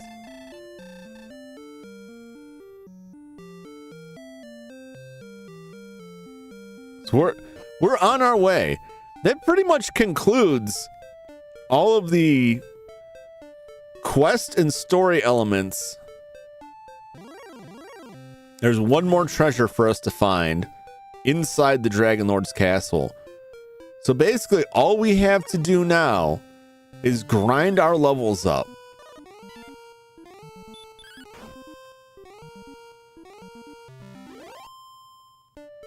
So now we are just grinding levels from here to 20. As long as it takes. And then we will take on the Dragon Lord. And I have a feeling even at 20, there's still going to be some moderately close fights with some of the minions in there. We'll probably still have to make runs. Once we get a little bit higher, though, we'll be grinding inside the castle. Because we'll reach a point where these guys are no longer cutting it.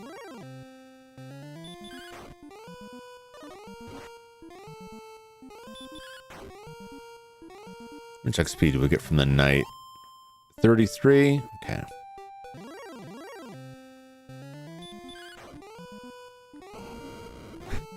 Star Wyverns are rough.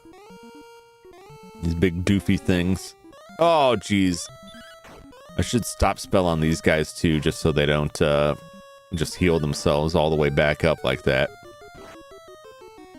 Oh boy. It's gonna be close.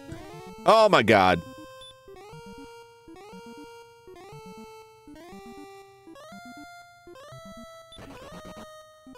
No!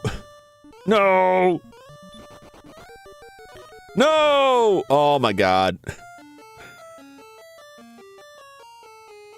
It's another 4 grand down the hole. It's fine. We have so much time. We have 5 more levels to go. We have so much time to make up that money. It's fine. If we had like 13,000 gold and I died, I would have that would have been the end of stream. It would have been good night, everybody. I should save as long as I'm over here. I can live with that though.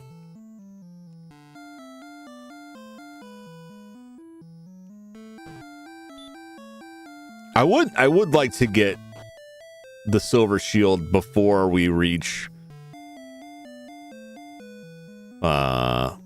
like 17. I think it's entirely due. I think it's fairly realistic as long as I cut back on some of the riskiness that we could reach 14,000 by the time we reach level 17.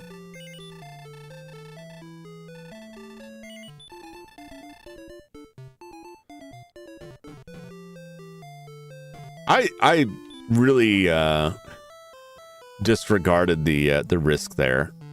I thought, well, he healed himself once. I can just chew him down a little bit more. And then he healed himself a second time. By that point, it was too late to run. Some of these enemies, when they get tougher, like, it's a lot harder to run from them. Which sucks. Because it just means you're going to die.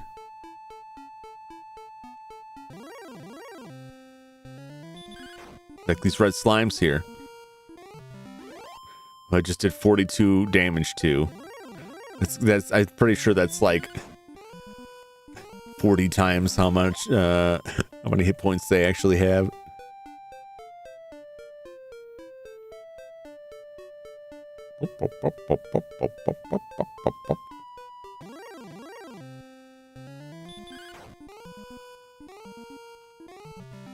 I'll say this about this game though, like the Cantlin area, incredibly dangerous, right?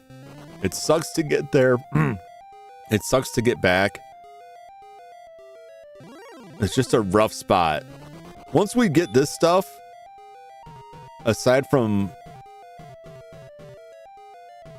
needing to go back for the silver shield, we never have to touch that place again. All of the endgame stuff is right here. Pretty close to home. It's still a bit of a haul. We still gotta like loop around the continent. Much shorter, much safer trip. So I appreciate that they did not put like the end game stuff all down there. Like I'm not hovering around that desolate hellhole trying to grind for my life. We have options. But geographically, we still have quite a ways to go.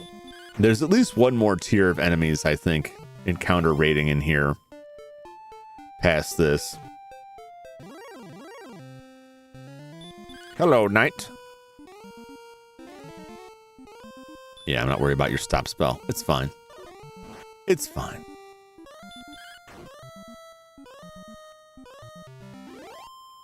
All good. I'm just trying to eyeball the future groundwork over there.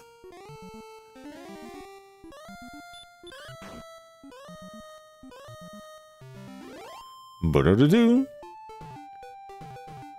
Yeah, so there's the castle. You can see right by the status all the way on the left side of the screen. So we got to travel down south through these mountains, which sucks because the mountains are slower to walk through. And then come back up north through that desert. So we have this like long U to get to the castle. I like how they put a poison swap around the castle just to like rub it in. Like you could go there without this armor. That's a nice way for them to say you shouldn't though.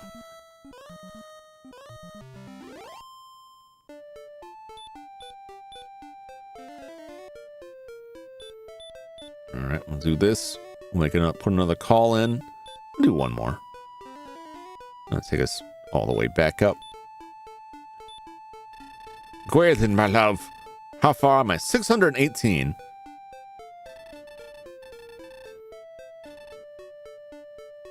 15, 20 more enemies. Ought to do it.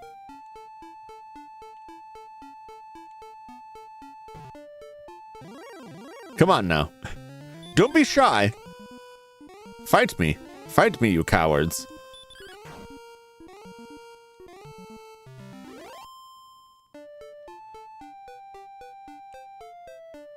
Yeah, this will be fine. I think we'll be okay. We'll see if we encounter Star Wyvern. Magic Wyvern I can contend with. These guys, the Star Wyverns are like super tough. These guys can hit for a lot of damage too. But the Star Wyverns were just brutal. How can they be so much stronger?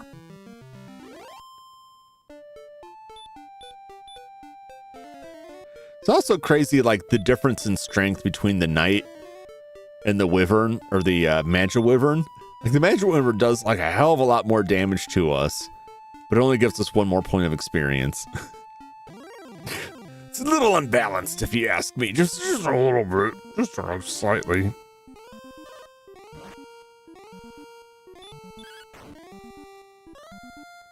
"21. No, you can't put me to sleep." Perfect.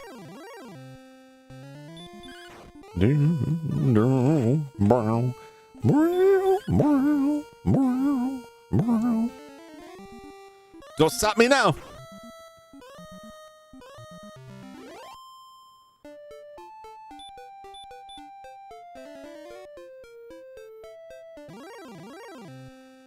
Oh, I'm just running.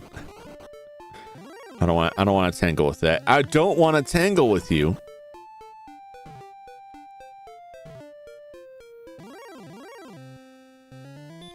Warlock, eh? See, those guys are throwing my encounter rates off. Coming in with your 15 XP. Get out of here. Big nope to the Starbird. Yeah, I'm not too keen on battling them. Look at that guy. That was a lot easier. Some of these, not all of these encounters are quite equal, but whatever. We hit him hard, man. That fight went quick. 40 XP. Not bad. Not bad for a day's work.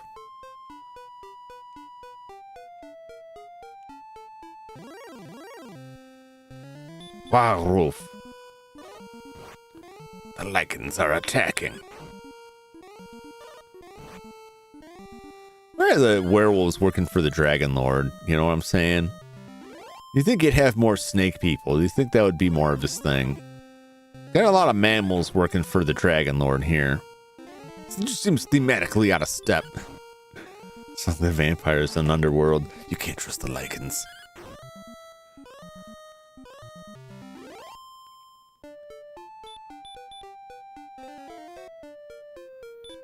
Except for like the really old lichen that was just like a giant. It looked more like a grizzly bear than a werewolf. And then he got chopped up by a helicopter. He was supposed to be like this big bad menace, and they just chopped him up in a helicopter. It just seemed like such a waste.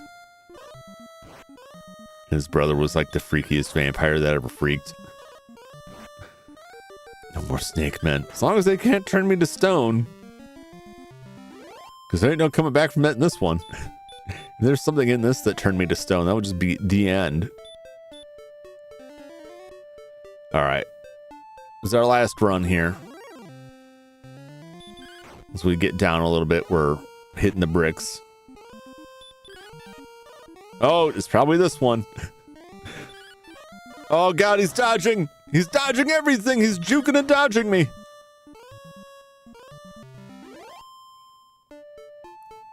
Sheets!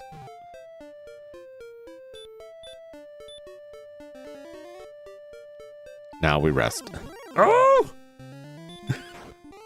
Yeah, they start dodging like one after the other. It's like, oh boy. Oh boy. Even the fights like that, like until you're like way higher than them, these things can like turn real bad real quick. Like we're so much more powerful than someone like that warlock that it would be very difficult for that thing to actually kill us if we're even like half health. The stuff that's more appropriate for us to fight, like one wrong heal, one missed hit, like can make all the difference. Could just end the whole thing.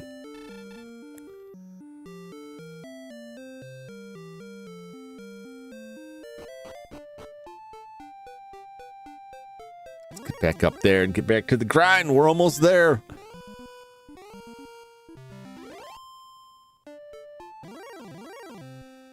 Not many more bigger encounters. These guys, well, I mean, it still adds up, but I don't think we're going to make it off of these guys. Could be wrong. I don't think they're that close. I think we still got like 3 to 5 major encounters. Possibly more, but I'm guesstimating 3 to 5 more encounters.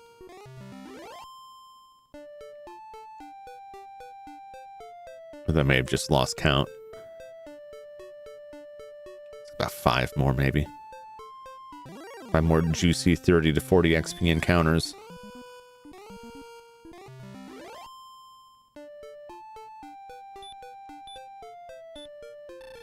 Just phone a friend. 164. Yeah, that's about right. 5 more juicy encounters ought to do it. I was pretty much there.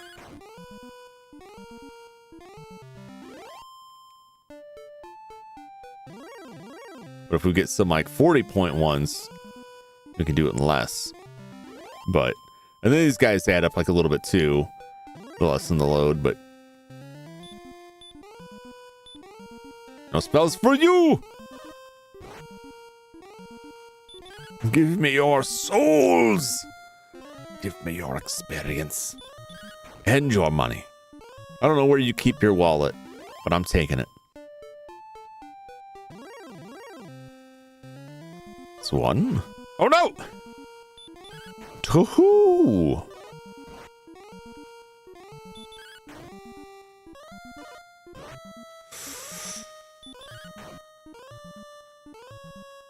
Okay. That's 2. Man, that was getting me tense there. Like, is this guy gonna fall? Is he gonna kill me?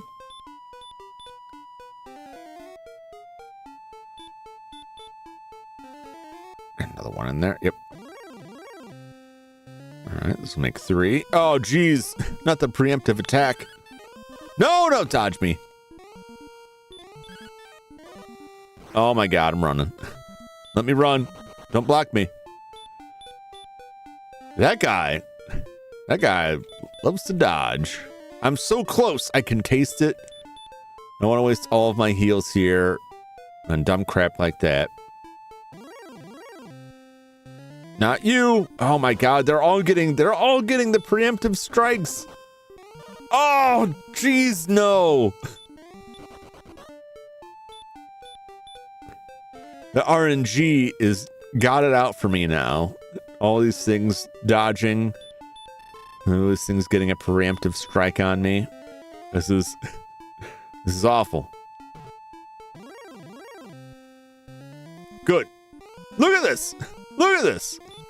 They're all getting that sneak attack on me. That's bull crap. 3 in a row. This game is rigged. It's rigged.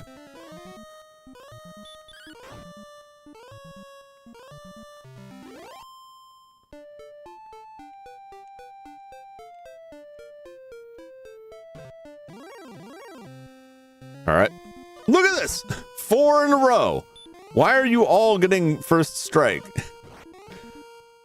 What have I done wrong here? Die, die, die. Okay. And there we go. It was exactly 5. What are we at? Power increases by 4. Response speed increased by 6. Maximum points increased by 6. Magic increases. Maximum magic points increased by 21. That is a huge boost of magic points. That's crazy. Use all of our magic here to heal. And, well, you know, that's kind of pointless because I got to go back all the way back to save anyway. That'll, like, really come in handy. More so than anything for the final fight. Because you can end up just trading blows with the Dragon Lord and have to heal a lot. And it just comes down to who can hold out the longest. So having like 88 magic points means quite a few heals.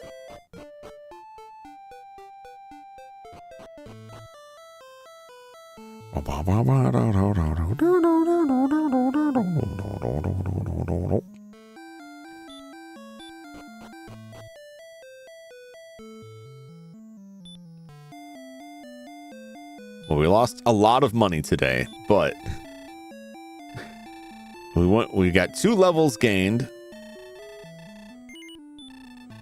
We got the awesome armor of Erdrick. Wish to continue the quest? No. Created the Rainbow Bridge. We have made steady progress. So I'm satisfied. I wish I wouldn't have lost all that money, but we'll make it back quick. We have 4 more levels to go before we're maxed out. At the very least, which I do want to go all the way up to 20, but at the very least, we will have to wait till we get to 17 to take it on. But we'll start pressing forward a little bit more after this level up. Trying our luck more on stuff. We'll keep grinding on these things down here. We may go back to Cantlin and grind on things there just so we're closer to the last thing we're going to buy, which is the Silver Shield, which will boost our defense that last little bit. Every little bit helps. And then we'll start making our way towards the castle. And we're grinding a lot inside the castle as well. At least for the last few levels. So I would say, on the one hand, we're nearing the end of the journey. We're nearing the end story-wise. The only thing we really have left to do in the game is 3 things. Acquire the Silver Shield from Cantlin. Go into the castle and find Erdrick's sword, which is somewhere inside the castle.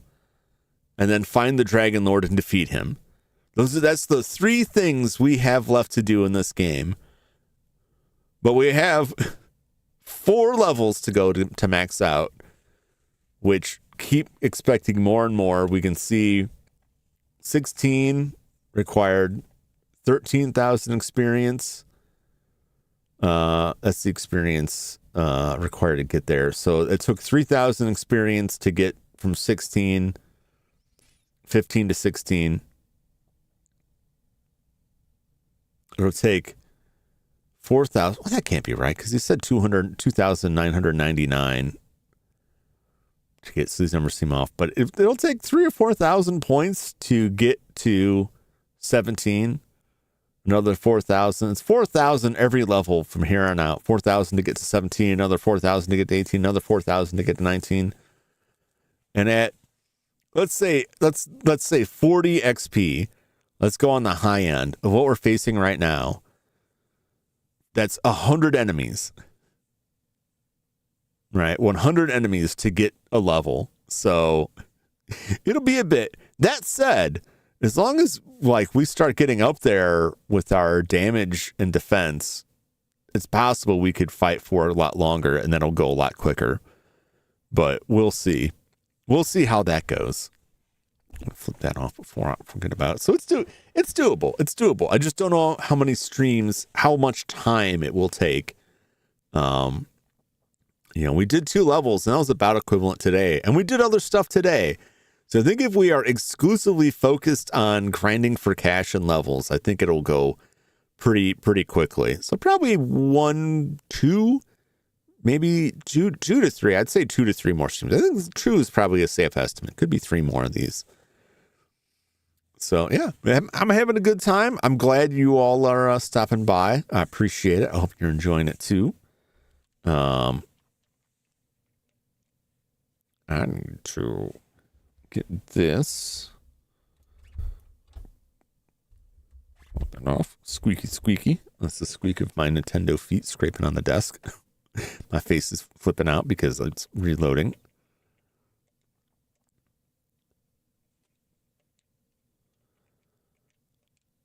Hold that up. So that'll do it this week for the Sunday grind. Dragon Warrior continues. But don't go anywhere yet, because it's time for Bubble Bobble.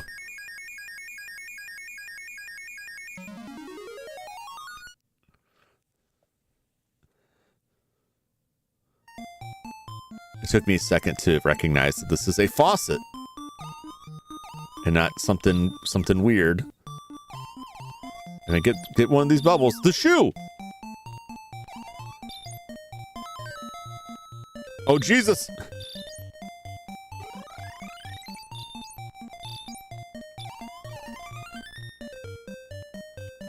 Oh, God, they got me. My shoe! Man, I had the shoe. It's fine. I can live without the shoe. Oh, my tomato. My tomato. I really wanted that shoe. I don't know if I really want the shoe or not. I could be mistaken. Sometimes the shoe feels nice. You get that speed boost. Sometimes it doesn't.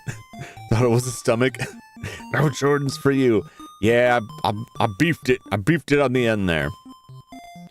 We're getting close on this too. How is this? What level are we at? 65. We're slowly creeping up there. I don't know what I'll do with myself when Bubble Bobble's finally done and complete. I mean, we got Bubble Bobble 2. Check that out. So got Tower of Druaga. I'm rethinking, like, I thought Tower of Druaga would be nice to pull it off, but the thing I like about Bubble Bobble is that I don't have to think that hard in a Bubble Bobble level. Like, there's a little bit of strategy, but it's not like Tower of Druaga is a lot of, like, puzzling business. I don't know. We'll see. We've got a ways to go to sort it out. Find our candidate for the replacement of Bubble Bobble to wrap up the streams with. I'll find something appropriate. We may do some trials on that. Anyway, that's all the time I have for tonight. Thank you so much for watching and hanging out with me. Schedule will be up later this evening. I just gotta iron out a couple things and then we'll get that back up there. Frogger. Who knows? We'll step backwards further in time and maybe some Dig Dug. We'll get some Dig Dug in there. Doing like a Dig Dug. We'll see.